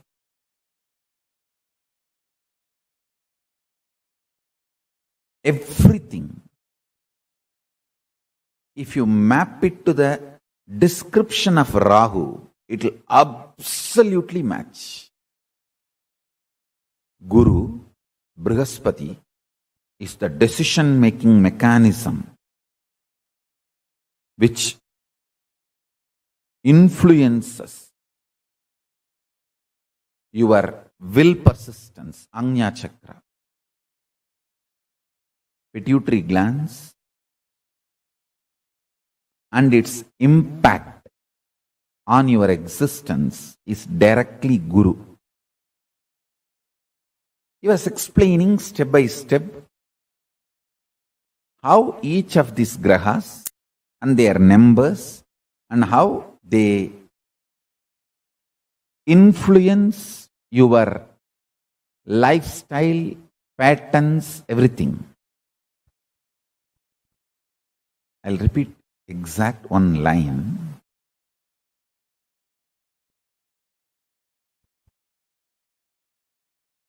He was touching that Rahu description of how he was describing Rahu and touched my body. infused that Rahu energy in my liver, I could see immediately so much happening inside me. I just vomited, literally, physically. Felt so fresh, alive, relieved. Of course, after cleaning all that place, everything, my Guru has explained.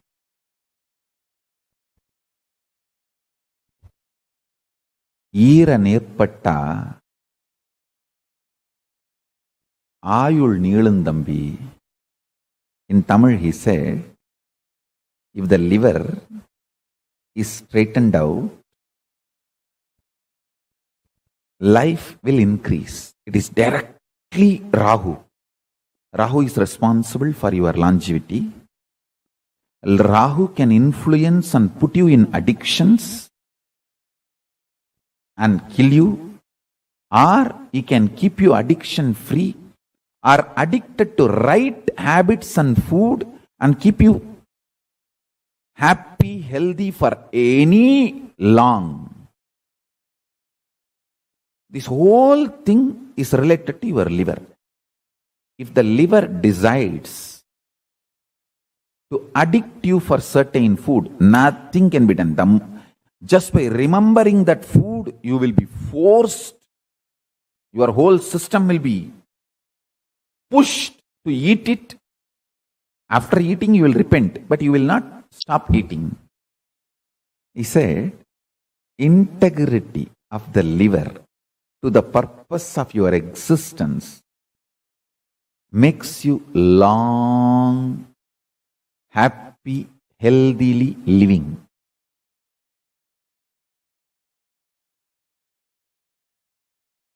Because liver sends the signals about hunger and what kind of food you like, the taste, everything.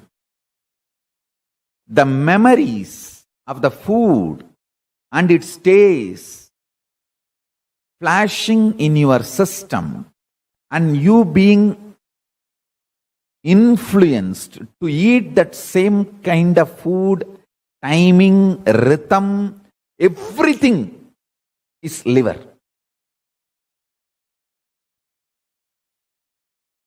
Whether it is alcohol addiction, which is the worst.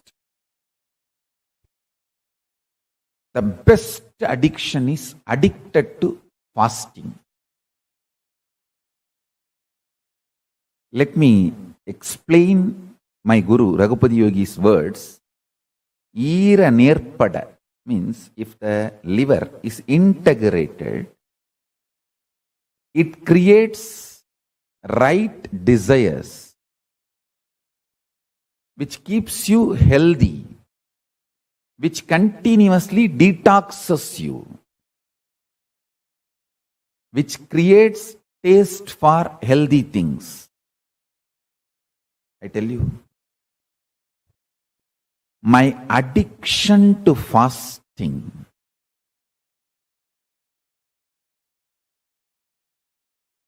has brought not just health, 24/7 active, alive, intense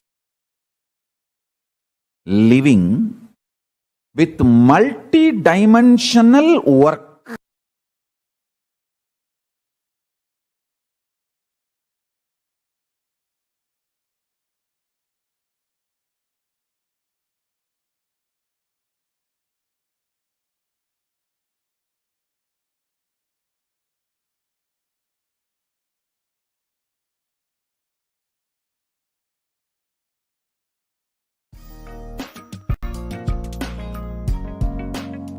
We get you health. We get you ability to build beautiful relationships in your life. We get you direct spiritual support, and we make sure you become wealthy.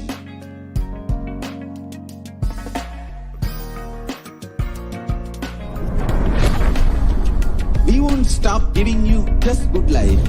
We will literally not stop till you live enlightened life. Manifesting the state of Paramashiva, space of Paramashiva, powers of Once Paramashiva, my guru was being trying to of teach me Paramashiva. the Surya Siddhanta, means how the Panchanga can be predicted and penned down. Whole world should become Kailasian. I want the whole trying world to know how Hindus the have something great Sun to contribute to the world. is center and earth moves around the sun We have and something great moon to contribute to the is world. around the earth. Let us do And that. the whole structure, including the sun, moon, the whole thing is also moving. Kailasa is Describe proper customized in an elaborate service, helping you to identify your and then root he took a patterns of Start. suffering. We have perfected the just science do some numbers on of various helping parts of my every body. individual from every cultural, religious, nationality background. The numbers belong to each graha. Is directly connected to our internal organs. You will have lowest reactionary Graha assumptions, influences one of our highest internal organ heavily. awakened response, And he drew that alive number- response numbers for on life my body, continuously.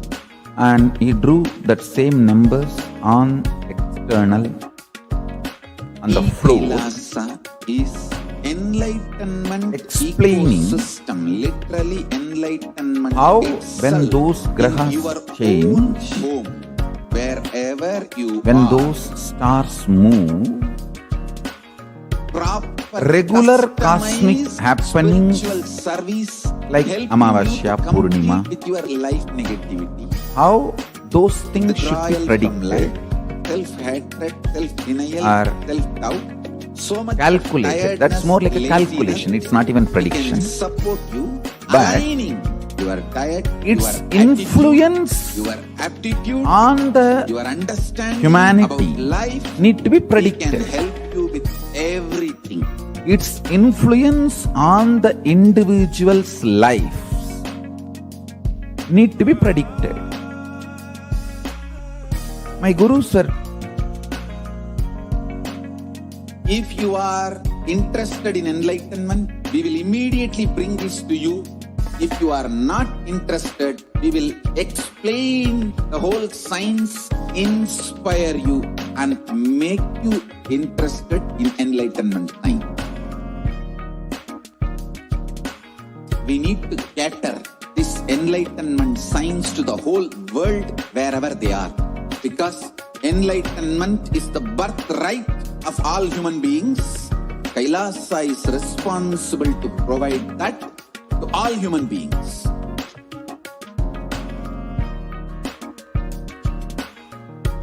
Kailasa is the totality of the knowledge I received from my gurus and practice manifested in my life, perfected by teaching millions of people from all cultures, time zones, backgrounds, genders, nationality, race, from every creed. once my guru was trying to teach me the Surya Siddhanta, means So this how absolutely perfected knowledge available Panchanga to you, can serve to be you predicted and in penned your down. home without even you moving out of your couch, free of He was cost. trying to show how the sun is center and earth moves around the sun What I and mean by the moon word is Kailasa, around the earth, listen intensely. and the whole Enlightenment structure, ecosystem, including the literally sun, enlightenment moon, the whole itself thing is also in moving. your own home, wherever you He are. described If you cannot in an come to elaborate Kailasa, it's way. okay. Kailasa can come to you. And then he took a Kailasa coming to you is Kailasa. just drew some numbers on various parts of my body.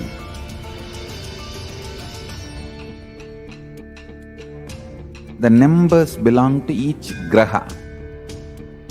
Is directly connected to our internal organs. Each graha influences one of our internal organ heavily. And he drew that numbers on my body, and he drew that same numbers on external, on the floor, explaining how when those grahas change and setting model, when those stars move, regular cosmic happenings like Amavasya, Purnima, how those things should be predicted are calculated. That is more like a calculation. It's not even prediction. But its influence on the humanity need to be predicted. And possibilities Its influence on the individual's life need to be predicted. My gurus were trying to map this whole science and explain this to me. I think almost the core fundamental structure of Jyotisha and Surya Siddhanta I am trying to explain. Chandaha padautu vedasya stau kalpurayate jyotishaamayanam chakshurniruttam shrotramuchyate sikshakranam tu vedasya mukam vyakaranam smrutam. This is a very traditional verse. Get involved. In any Gurukul they will Enjoy chant this and make you repeat. Hinduism. It's a description. The principle of Dharma. 6 angas of the Vedas When you protect Dharma, in Veda Dharma Purusha's body. Jyotisham ayanam chakshu, meaning the Jyotish Shastra is considered as eyes of the Veda Purusha. From this we understand that the Vedic astrology is as old as Vedas, or in other words, does not have beginning, anadi. Alive for next 3 This Shastra is also called within next Hora 3 years. Shastra. Hora is an abbreviation of Horat, Just don't die meaning within next 3 day years. and night. It means Be alive. the Somehow be systematic alive. study of time I'm and its working components sincerely. and reach parameters you and somehow. its influence Somehow on I will reach you. physical, chemical, biological It's my commitment to humanity. existence of what we know as life. Listen.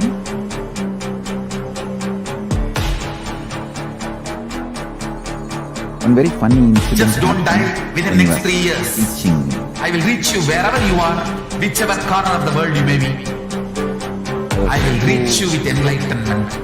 Intensely You immersed manifesting in his the teaching. space, state, powers, being. He was showing Paramashivoham. this is Surya. It's possible. This influences And your brain. it's possible for you. System. This is Rahu. He influences your liver. The actions Paramashivoham will liver reach you performs with enlightenment science. physically, I know he is going to do the job. its influence on your thinking Just be system alive for next 3 years. Nothing else. everything. get if you map health. it to the We get description you of ability Rahu, to build it will beautiful relationships absolutely in your match. life. We get you direct Guru, spiritual support, Brihaspati, and we make the sure decision you making become mechanism well-done. which influences We won't your stop giving will you purpose, just good life. Anyachakti, We will literally not stop till pituitary you glands, enlightened life. and its Manifesting the impact state of Paramashiva, space on of your Paramashiva, existence powers is of directly Paramashiva, Guru. being of Paramashiva.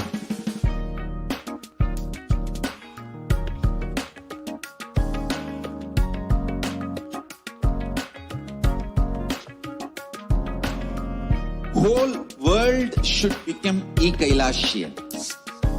I want the whole world to know Hindus have something great to contribute to the world.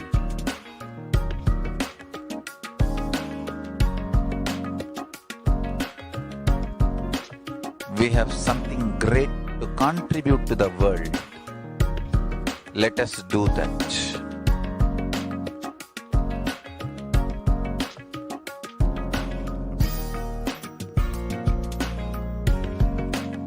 Kailasa is proper customized spiritual service helping you to identify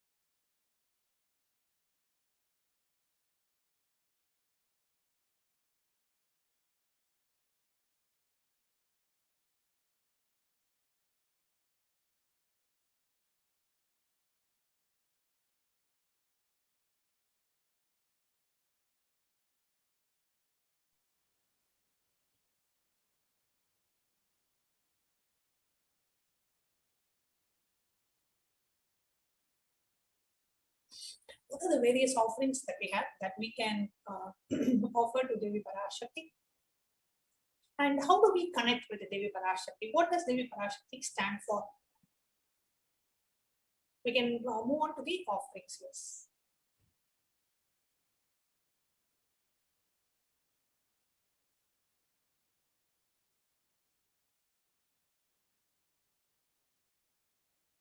And for those of you who are watching us, yes.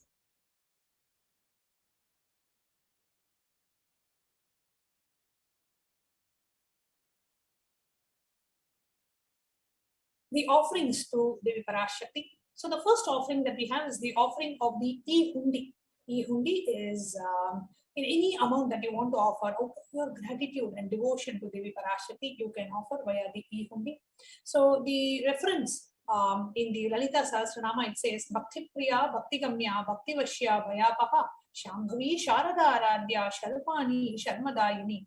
Devi is fond of true devotion and is realized through true devotion. She can be won over through true devotion. She removes all the fears. So just connect to Devi out of your deep devotion, love, and gratitude to Devi Parashakti. And whatever you feel like making, if you feel like making a contribution, you can offer the e-hundi offering. And the way you make the offering is visit www.kailasamailer.com/sevas.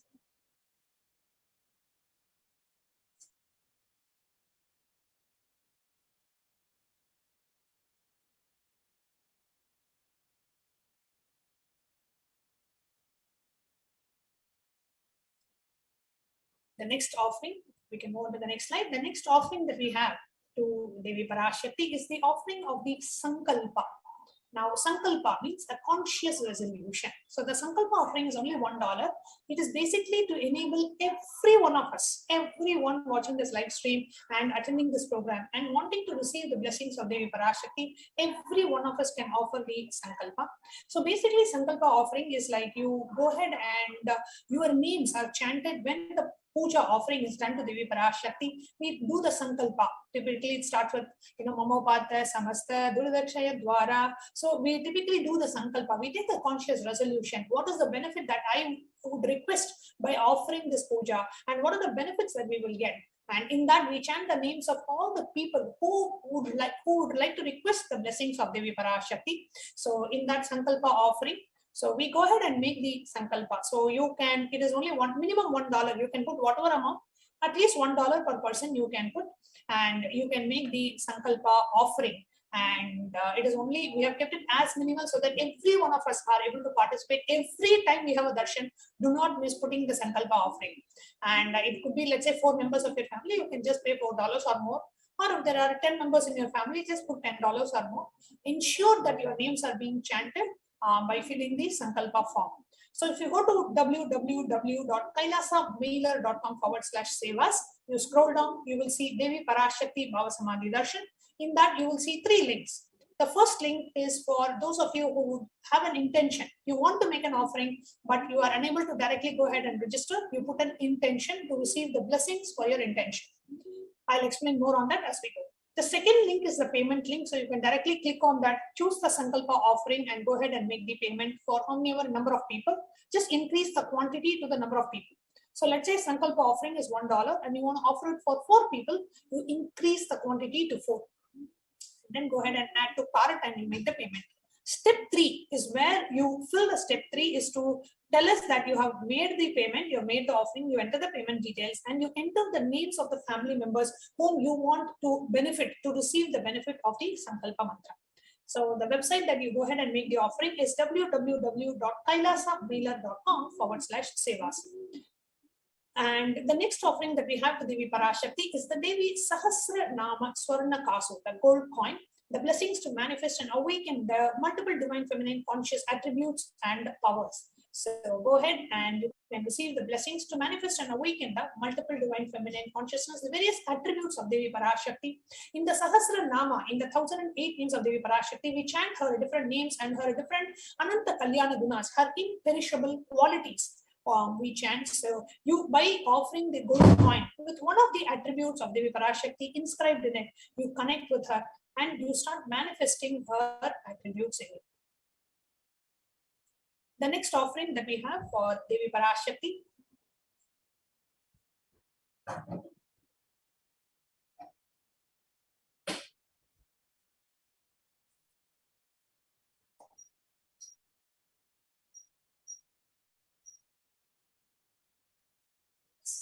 So the next offering we have for Devi Parashakti, we have various offerings, and many of the offerings, if you see, they are all in gold, because gold is considered a divine element. So many of these offerings, whether it is a gold coin or a gold hairline jewelry or a swarna metti, the golden toe ring, everything is made of gold, because gold is considered a very sacred and a divine element. It does not have any dosha. Means if one person wears a gold jewelry, you can actually take it and that it can be owned by another person without any dosha. So the next offering that we have, we can just go back to the previous slide, is the offering of the Mukta Anguti and the finger ring with a pearl, the Mukta Anguti. And here beautifully, the reference is from the Divya Suktam. It says, let the goddess who brings good fortune, who's praised by the gods, who's served by the Devendra, who's praised by the Devas, and who's praised by the Devas who are troubled by the Asuras, who's praised and remembered as devotion to her solves all, who is the essence of the good in the world, let that goddess destroy all obstacles. So you pray to Devi Parashakti to remove all the obstacles on your path and blessings for protection from all the dangers and fears. So you pray to Devi Parashakti, you offer a Mukta Anguti out of your deep love and compassion, pray to her to remove all your obstacles and fears. The next offering that we have is the offering of the Swarna Padma Pushpa, the golden lotus.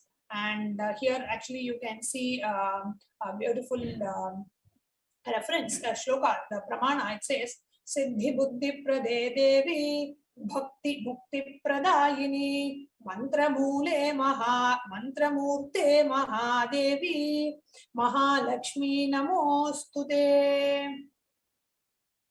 Devi, who bestows enlightenment and intellect, who showers the worldly prosperity. Devi, whose powers the subtle mantra who powers the subtle mantra of the cosmos. I bow to you, O Devi Mahalakshmi. So here it is a blessing for attracting positive relationships in personal and business dimensions. So in any aspect of your life, if you would like good relationships, you would like to have a very good, beautiful, cordial relationships, then you can offer the golden lotus, the Swarna Padma Pushpa. And if you can move to the next slide, the Swarna Pushpa, the lotus is actually considered a divine flower. Lotus is mentioned in many of the Vedic rituals. You always use the lotus flower, and many of the deities, if you see the base, the pitam, it will be called as a Padma pitam, the lotus flowered seat. And many deities will actually be sitting on lotuses. So lotus is considered an extremely divine flower. The next offering that we have is that of the Swarna Metti, the golden touring. Here we have a beautiful reference from Saundarya Lahari. It says, Lord Brahma, the creator of your, selects a dust from your feet and creates this whole world. The great Adisesha with the 1,000 heads somehow carries the dust of your feet with a great effort, and the great Rudra takes it and powders it nicely and applies it, uses it as his body ash. So just the dust of your feet has so much of power. O Devi Parashakti. To that divine feet, let me offer a golden toe ring. So Mukta Anguti is a golden toe ring. It's $750 US.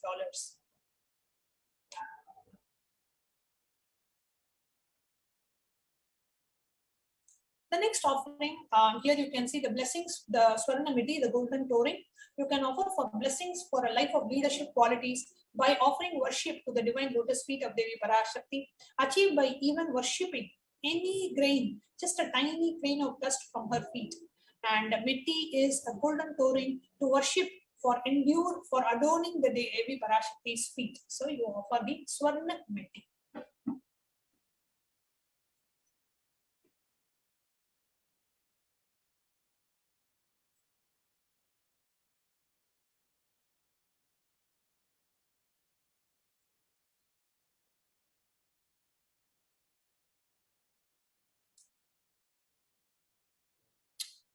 The next offering we have is that of the Swarna Mantika, the golden hairline jewelry.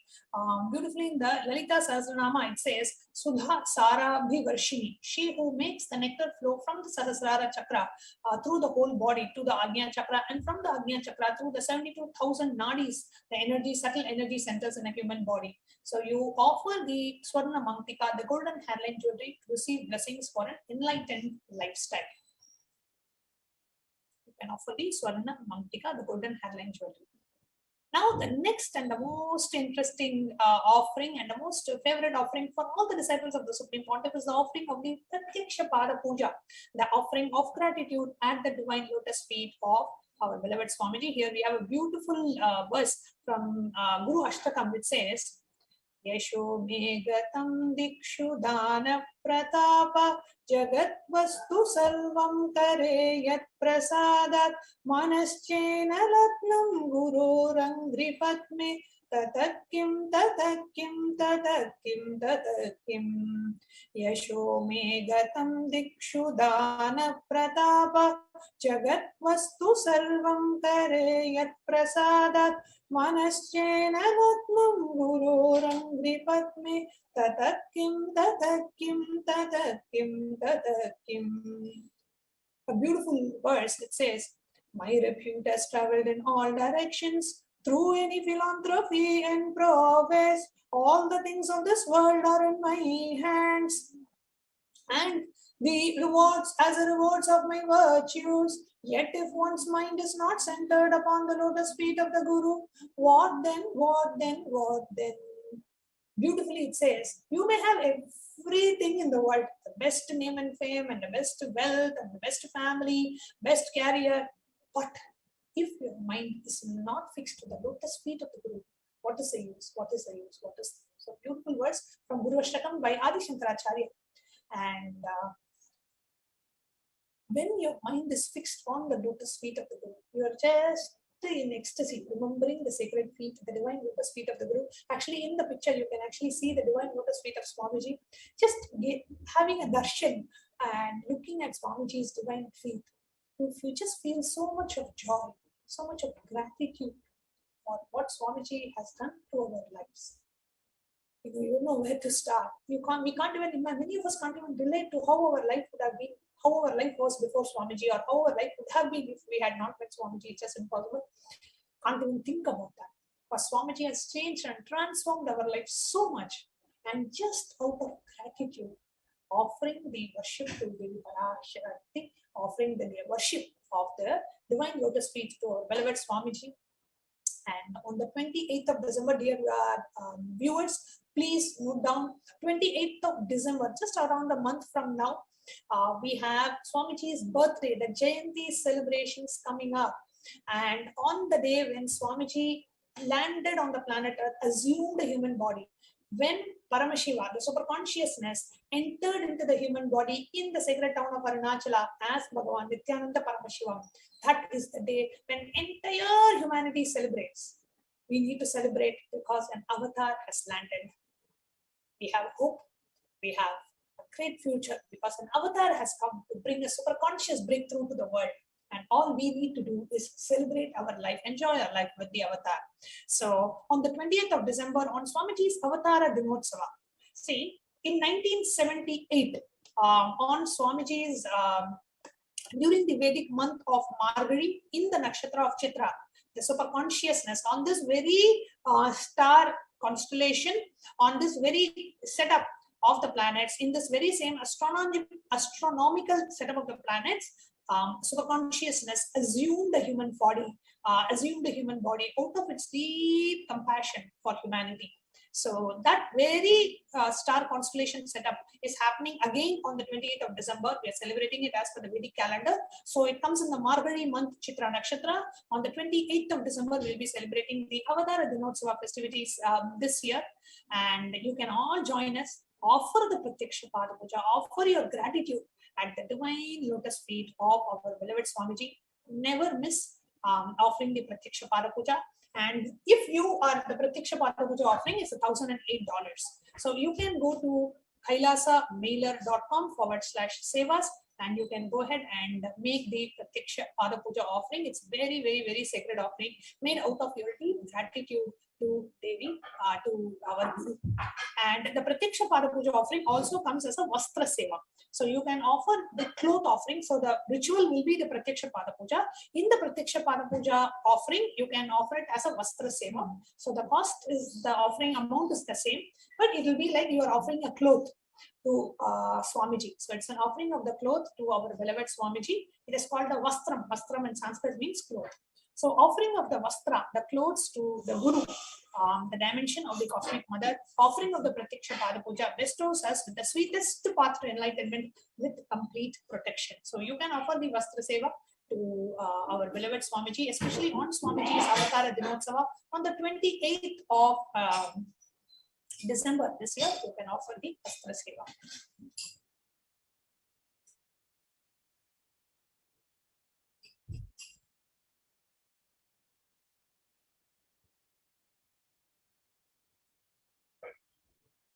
So here you see the various list of offerings that we shared with you today. Ihundi, Sankalpa, the gold coin offering, the Mukta Anguti, the finger ring, and Padma Pushpa, the golden lotus, the Swarna Meti, the Mangtika, and the Swarna Mangtika, and the Pratyaksha Pada Puja and the Vastra Seva offerings. All these offerings can be made by visiting kailasamailer.com/sevas. So go to kailasamailer.com/sevas to go ahead and make these offerings.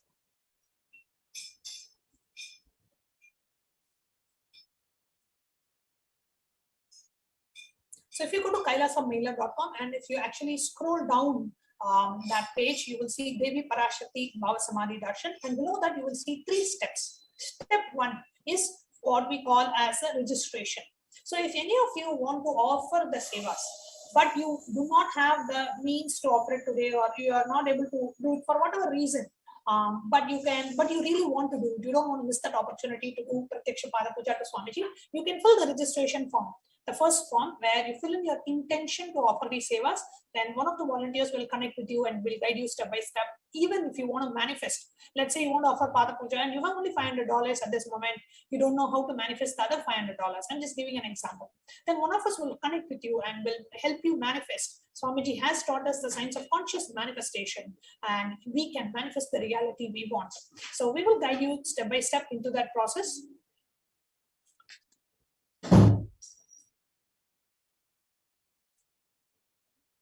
And the next step that we have is, is what we call as the registration. So you can go ahead, if you go to kailasamailer.com/sevas, and the second step, you choose a specific offering and you go ahead and you add to cart and you enter the details. You enter the details in the form, the online form that you have. And so we will be sending you the details for making, how to go ahead and make the offering. The third step that you have is after actually you make the payment, after actually you make the offering, then the third step is the step where you go ahead and fill the form, where you enter, you say that, okay, I've already made the offering, and now I want the names of here is my offering details, like your payment details, and you will say that these are the names of the family members who you want to be benefited from this offering. So that is what you will add in the end. And you will fill the third form. So the third form is only after the payment. The step 3 is only after the payment, where you will give the names of your family members so we can chant in the puja. Okay, so the website is www.kailasamailer.com/sevas. And I again wanted to invite each and every one of you for Swamiji's birth star celebrations, the Avatara Dinotsava celebrations on the 28th is the 10th day. So we celebrate it as a 10-day festival, and the 28th is the 10th day of the we celebrate it as a 21-day festival, and the 28th December is the main Avatara Dinotsava day. We celebrate it as a 21-day Brahmotsavam, 10 days before and 11 days after. And on the 10th day is the exact day when Swamiji assumed the human body. Paramashiva consciousness assumed the human body as our beloved Swamiji. And before we conclude, just wanted to remind you, on the 4th of December, we have the solar eclipse, and we have 4 very special initiations, live initiations by the Supreme Pontiff. The first initiation is the initiation of Shiva Diksha level 1, also called as Samaya Diksha. The second is the Shiva Diksha level 2, we call it as Vishesha Diksha. The third initiation is the initiation of unclutching initiation, and the fourth is the healer's initiation, where you can get initiated to be a spiritual healer. So do not miss. Join us live on the 4th of December, and please do check HDH Nithyananda Paramashivam page on Facebook for more information about the solar eclipse event on the 4th of December. And with that, we'll be concluding. Hope all of you in North America and especially in the US are celebrating your Thanksgiving celebrations, and do stay tuned and join us for our upcoming events and programs. With that, we'll be concluding with the Purna Mantra. Om Purnamada Purnamidam Purnat Purnamudachyate Purnasya Purnamadaya Purnamevavasishyate. Om Shanti Shanti Shanti. Hari Om Tat Sat. Sarvam Bhagavad Shri Nithyananda Paramashiva Padukarpanamastu. Om Nithyanandam.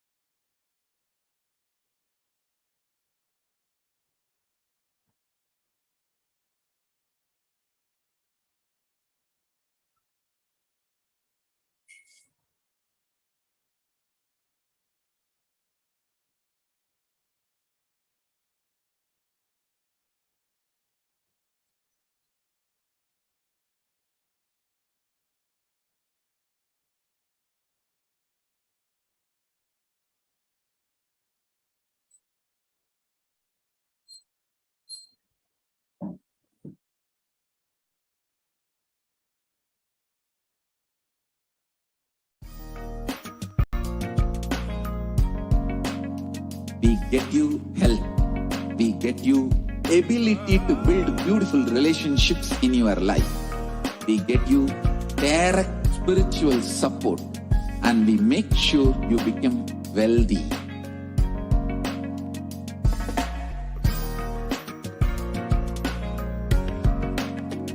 We won't stop giving you just good life.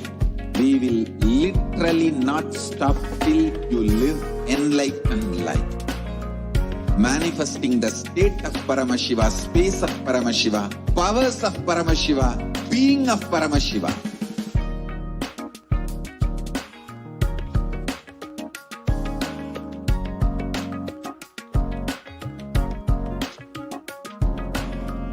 Whole world should become Kailasians. I want the whole world to know Hindus have something great to contribute to the world.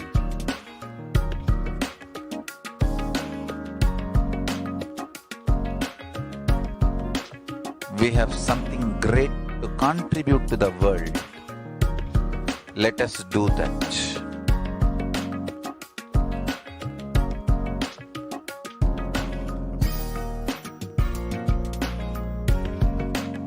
Kailasa is proper customized spiritual service helping you to identify your root patterns of suffering. We have perfected the science of helping every individual from every cultural, religious, nationality background.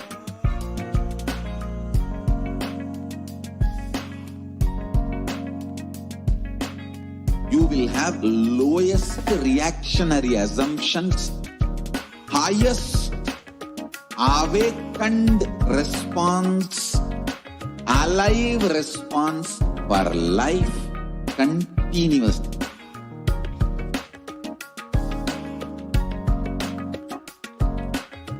Kailasa is enlightenment ecosystem, literally enlightenment itself in your own home, wherever you are. Proper customized spiritual service helping you to complete with your life negativity, withdrawal from life, self-hatred, self-denial, self-doubt, so much of tiredness, laziness. We can support you aligning your diet, your attitude, your aptitude, your understanding about life. We can help you with everything.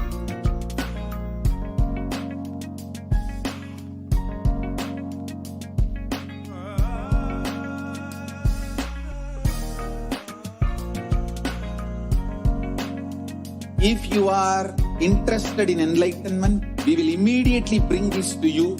If you are not interested, we will explain the whole science, inspire you, and make you interested in enlightenment time. We need to cater this enlightenment science to the whole world wherever they are, because enlightenment is the birthright of all human beings. Kailasa is responsible to provide that to all human beings.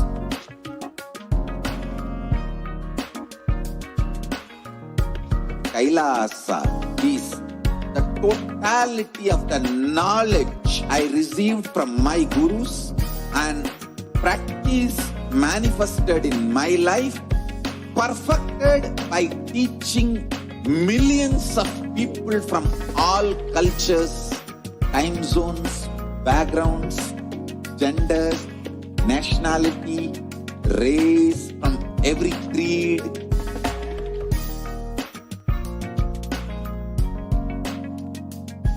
So this absolutely perfected knowledge available to you, served to you in your home without even you moving out of your couch, free of cost.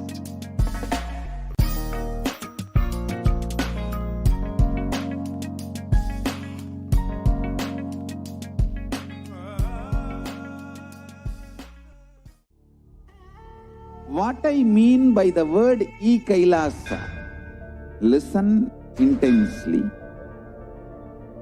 Enlightenment ecosystem, literally enlightenment itself, in your own home, wherever you are. If you cannot come to Kailasa, it's okay. Kailasa can come to you. Kailasa coming to you is Kailasa.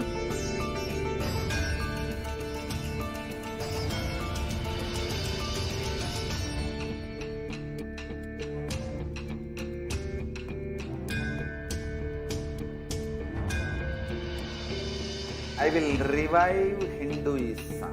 I am a Hindu revivalist, not by any revolution, but by evolution.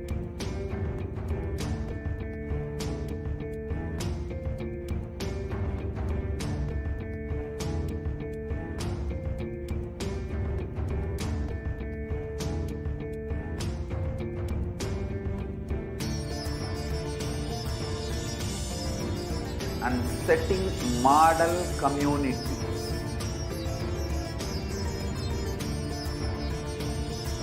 Kailasa, enlightenment ecosystems, Sarvanya Pitas all over the world.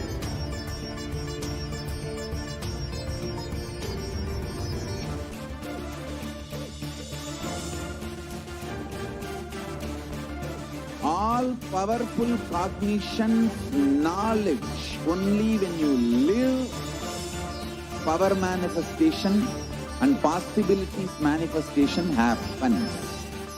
It's a fundamental truth.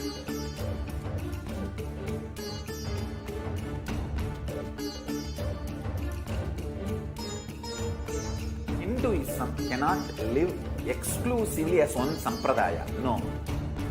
All sampradayas of Hinduism is an ecosystem.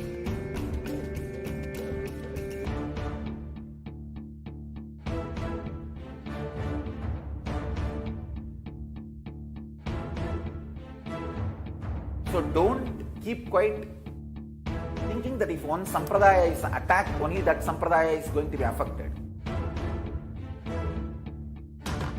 All of us are ecosystem.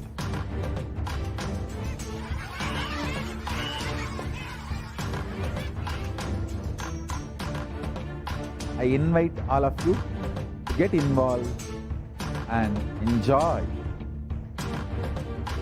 Hinduism by the principle of Dharmo Rakshati Rakshitaha. When you protect Dharma, Dharma protects you. We will make the whole planet flourish spiritually.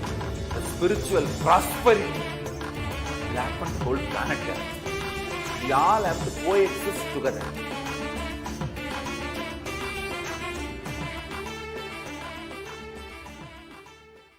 Just be alive for next 3 years. Don't die within next 3 years.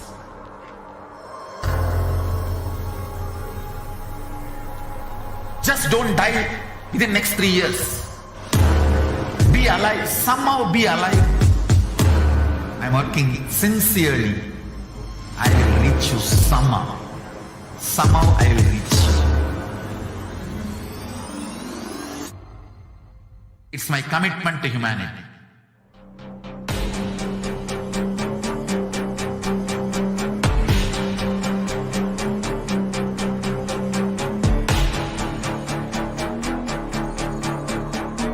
Just don't die within the next 3 years. I will reach you wherever you are, whichever corner of the world you may be. I will reach you with enlightenment. You manifesting the space, state, powers, being Paramashivoham. It is possible, and it is possible for you.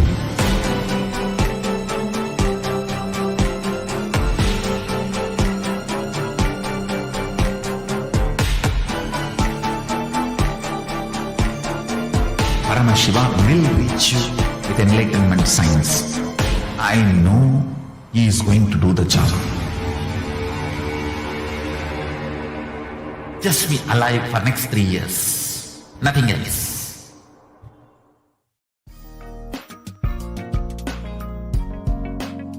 We get you health.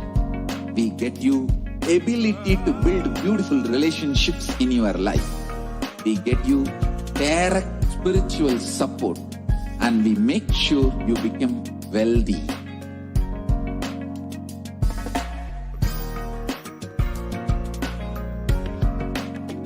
We won't stop giving you just good life. We will literally not stop till you live enlightened life. Manifesting the state of Paramashiva, space of Paramashiva, powers of Paramashiva, being of Paramashiva.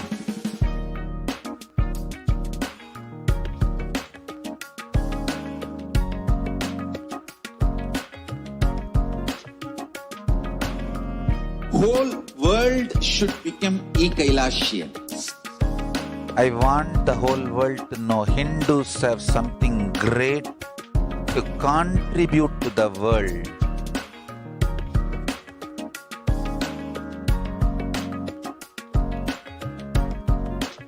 We have something great to contribute to the world. Let us do that.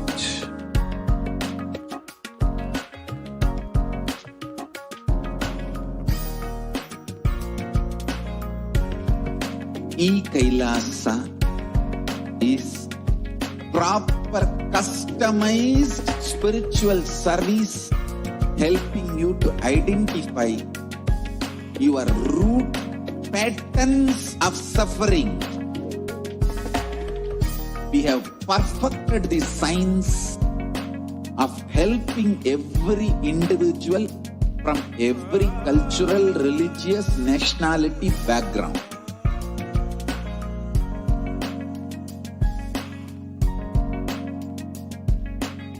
You will have lowest reactionary assumptions, highest awakened response, alive response for life continuously.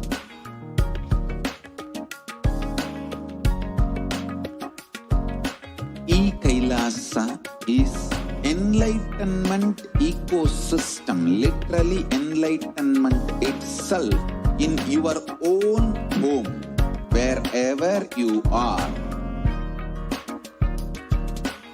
Proper customized spiritual service helping you to complete with your life negativity, withdrawal from life, self-hatred, self-denial, self-doubt, so much of tiredness, laziness. We can support you aligning your diet, your attitude, your aptitude, your understanding about life. We can help you with everything.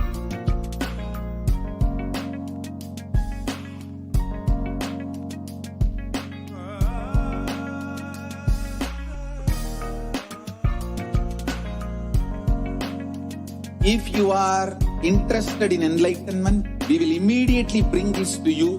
If you are not interested, we will explain the whole science, inspire you, and make you interested in enlightenment science.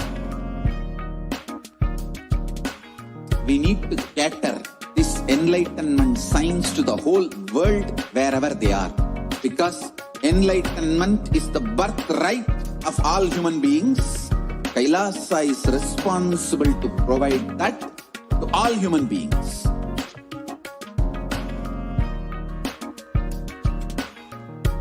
Kailasa is the totality of the knowledge I received from my gurus and practice manifested in my life, perfected by teaching millions of people from all cultures, time zones, backgrounds, genders, nationality, race, from every creed.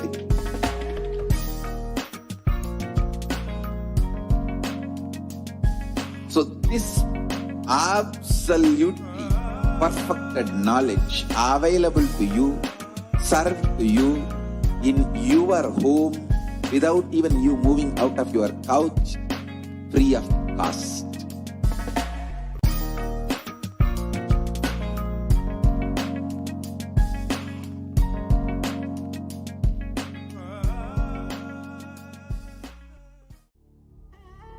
What I mean by the word Kailasa, listen intensely. Enlightenment ecosystem, literally enlightenment itself, in your own home, wherever you are.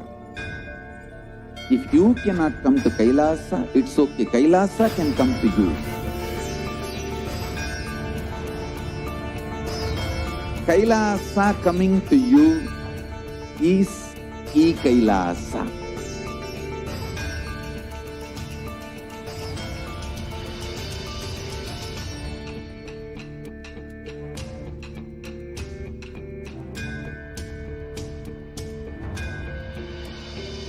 I will revive Hinduism. I am a Hindu revivalist, not by any revolution, but by evolution.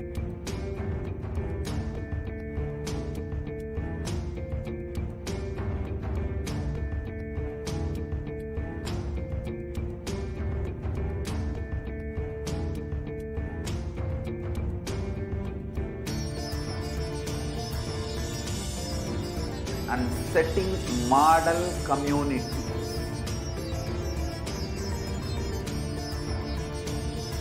Kailasa, enlightenment ecosystems, Sarvanya Peethas all over the world.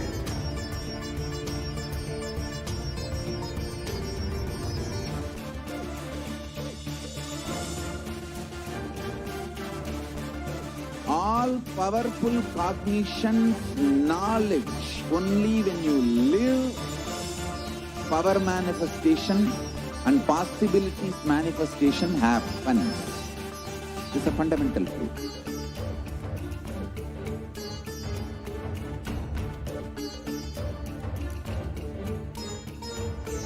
Hinduism cannot live exclusively as one sampradaya. No. All sampradayas of Hinduism is an ecosystem.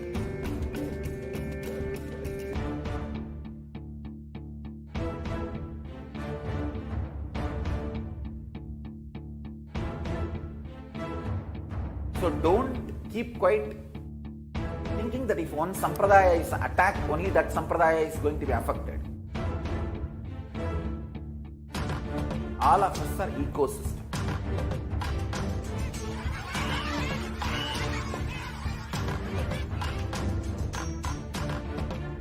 I invite all of you to get involved and enjoy Hinduism by the principle of Dharmo Rakshati Rakshitaha. When you protect Dharma, Dharma protects you. We will make the whole planet flourish spiritually. The spiritual prosperity will happen to the whole planet. We all have to coexist together.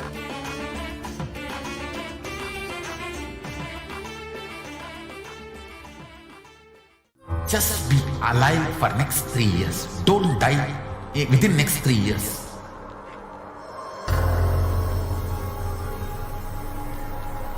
Just don't die within next 3 years. Be alive. Somehow be alive. I'm working sincerely.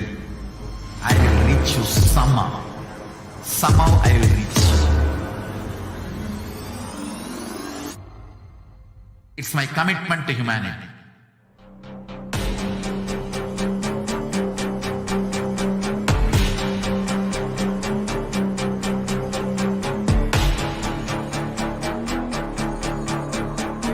Just don't die within next 3 years. I will reach you wherever you are, whichever corner of the world you may be. I will reach you with enlightenment. You manifesting the space state, powers, being, Paramashivoham. It is possible, and it is possible for you.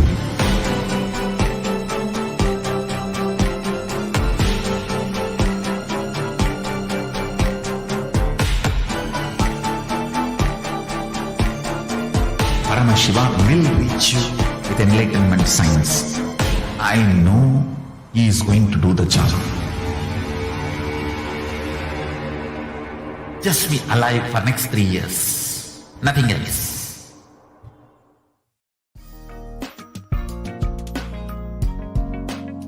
We get you health.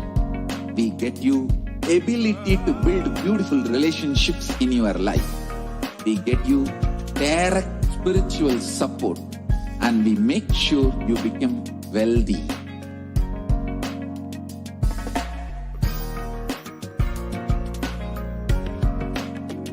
We won't stop giving you just good life. We will literally not stop till you live enlightened life. Manifesting the state of Paramashiva, space of Paramashiva, powers of Paramashiva, being of Paramashiva.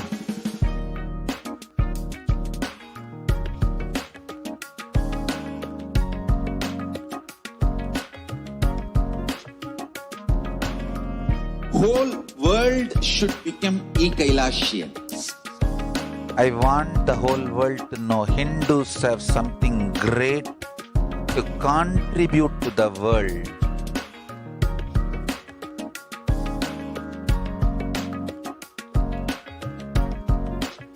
We have something great to contribute to the world.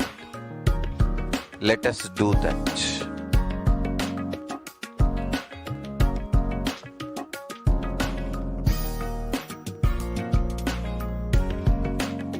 Kailasa is proper customized spiritual service, helping you to identify your root patterns of suffering. We have perfected the science of helping every individual from every cultural, religious, nationality background.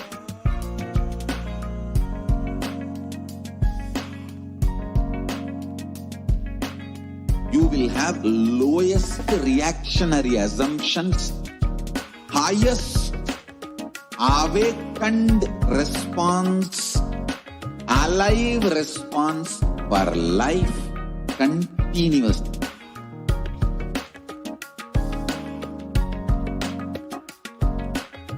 Kailasa is enlightenment ecosystem, literally enlightenment itself in your own home, wherever you are. Proper customized spiritual service helping you to complete with your life negativity, withdrawal from life, self-hatred, self-denial, self-doubt, so much of tiredness, laziness. We can support you aligning your diet, your attitude, your aptitude, your understanding about life. We can help you with everything.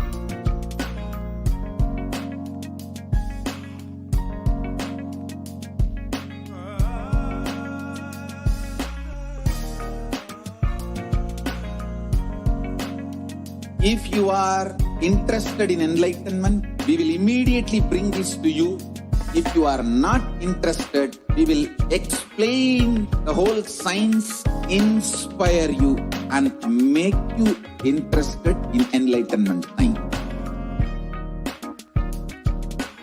We need to cater this enlightenment science to the whole world wherever they are, because enlightenment is the birthright of all human beings.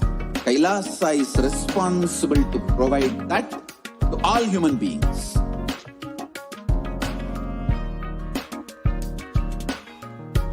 Kailasa is the totality of the knowledge I received from my gurus and practice manifested in my life perfected by teaching millions of people from all cultures, time zones, backgrounds, genders, nationality, race, from every creed.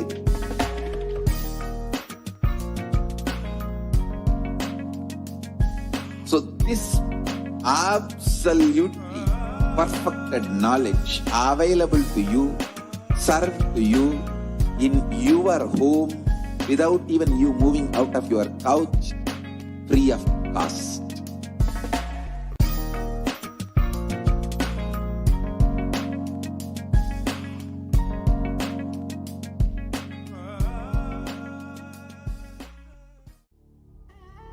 What I mean by the word Kailasa, listen intensely. Enlightenment ecosystem, literally enlightenment itself, in your own home, wherever you are. If you cannot come to Kailasa, it's okay. Kailasa can come to you. Kailasa coming to you is Kailasa.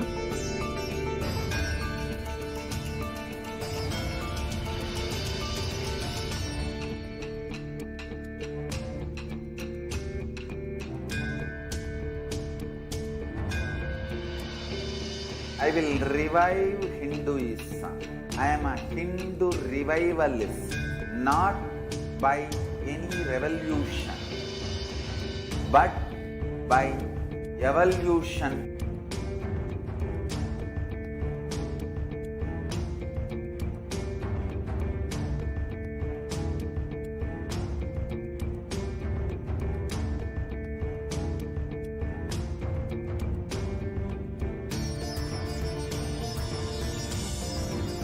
And setting model community.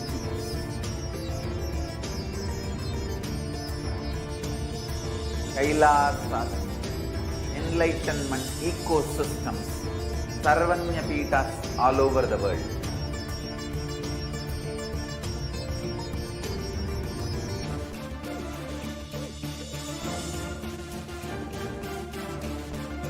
All powerful cognition, knowledge, only when you live, power manifestation and possibilities manifestation happens. It's a fundamental truth.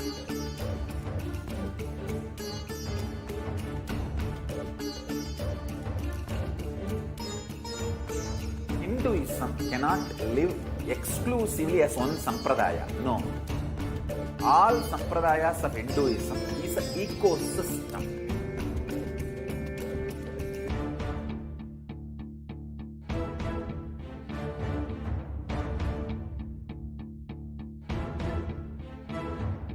So don't keep quiet thinking that if one sampradaya is attacked, only that sampradaya is going to be affected.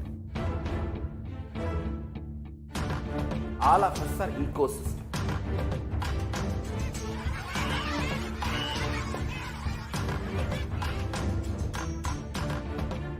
I invite all of you to get involved and enjoy Hinduism by the principle of Dharmo Rakshati Rakshitaha.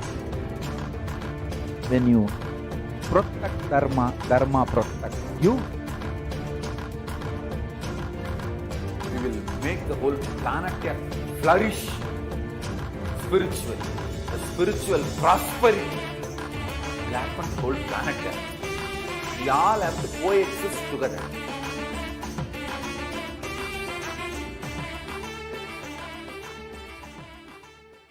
Just be alive for next 3 years. Don't die within next 3 years.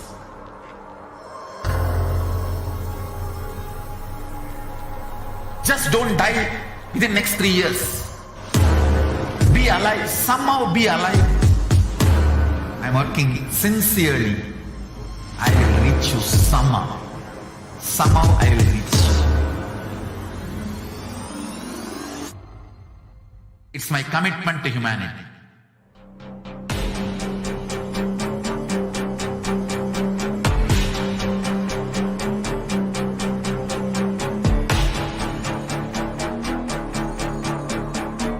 Just don't die within next 3 years. I will reach you wherever you are, whichever corner of the world you may be. I will reach you with enlightenment. You manifesting the space, state, powers, being Paramashivoham. It is possible, and it is possible for you.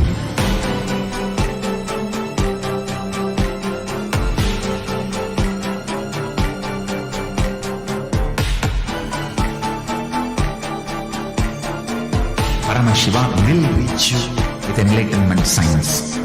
I know he is going to do the job. Just be alive for next 3 years. Nothing else.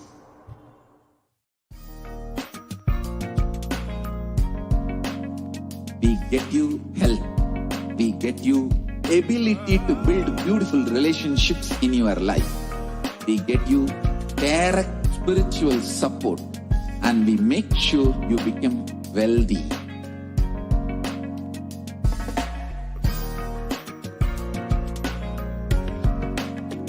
We won't stop giving you just good life. We will literally not stop till you live enlightened life.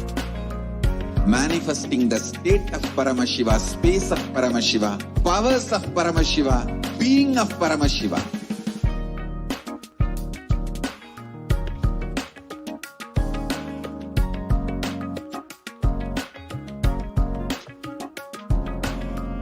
Whole world should become Kailasians.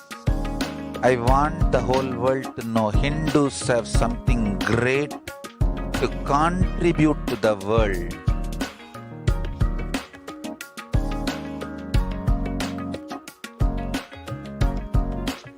We have something great to contribute to the world. Let us do that.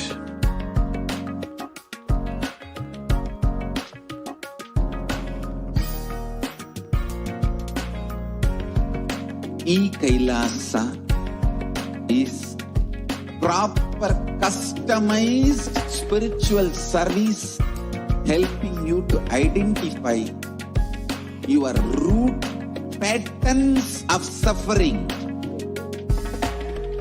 We have perfected the science of helping every individual from every cultural, religious, nationality background.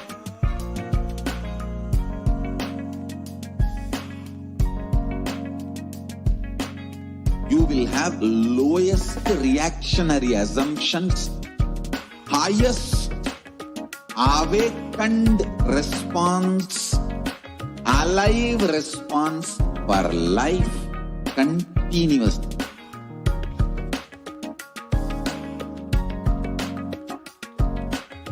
Kailasa is enlightenment ecosystem, literally enlightenment itself in your own home, wherever you are. Proper customized spiritual service helping you to complete with your life negativity. Withdrawal from life, self-hatred, self-denial, self-doubt, so much of tiredness, laziness. We can support you aligning your diet, your attitude, your aptitude, your understanding about life. We can help you with everything.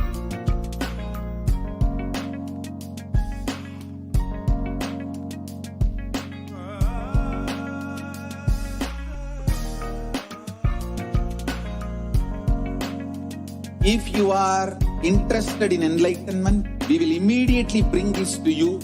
If you are not interested, we will explain the whole science, inspire you, and make you interested in enlightenment time. We need to cater this enlightenment science to the whole world wherever they are, because enlightenment is the birthright of all human beings.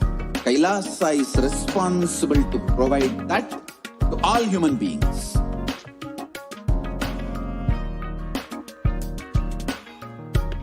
Kailasa is the totality of the knowledge I received from my gurus and practice manifested in my life, perfected by teaching millions of people from all cultures, time zones, backgrounds, genders, nationality, race, from every creed.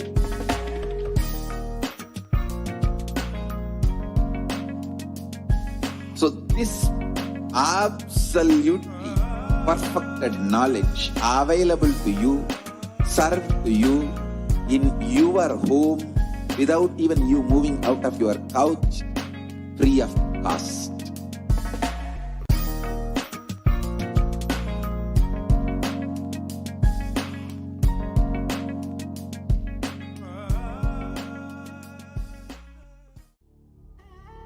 What I mean by the word Kailasa, listen intensely.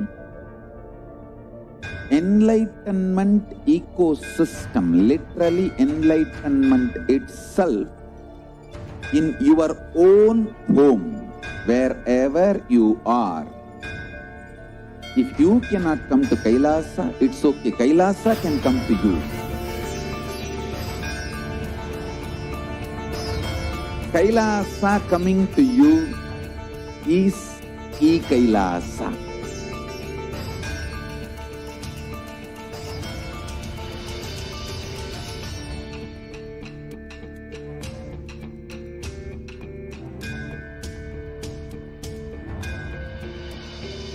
I will revive Hinduism. I am a Hindu revivalist, not by any revolution, but by evolution.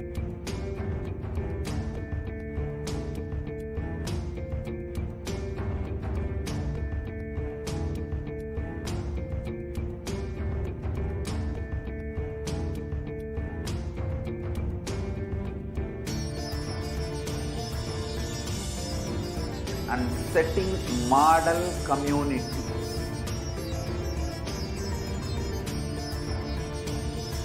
Kailasa, enlightenment ecosystems, Sarvanya Peethas all over the world.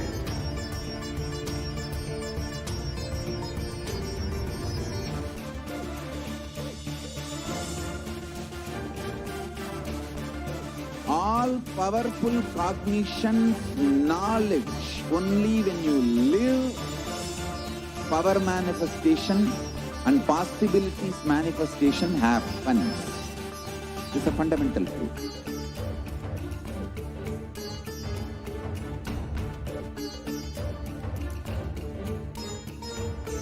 Hinduism cannot live exclusively as one sampradaya. No.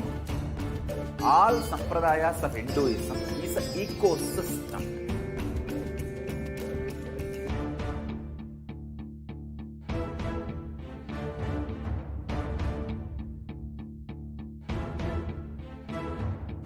So don't keep quiet thinking that if one sampradaya is attacked, only that sampradaya is going to be affected. All of us are ecosystem.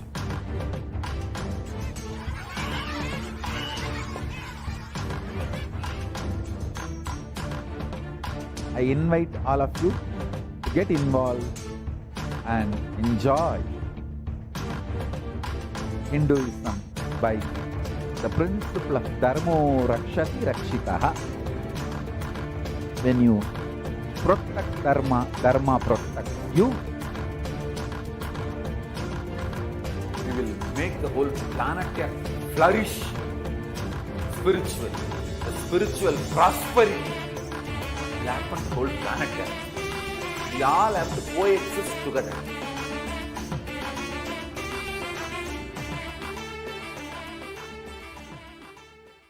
Just be alive for next 3 years. Don't die within next 3 years.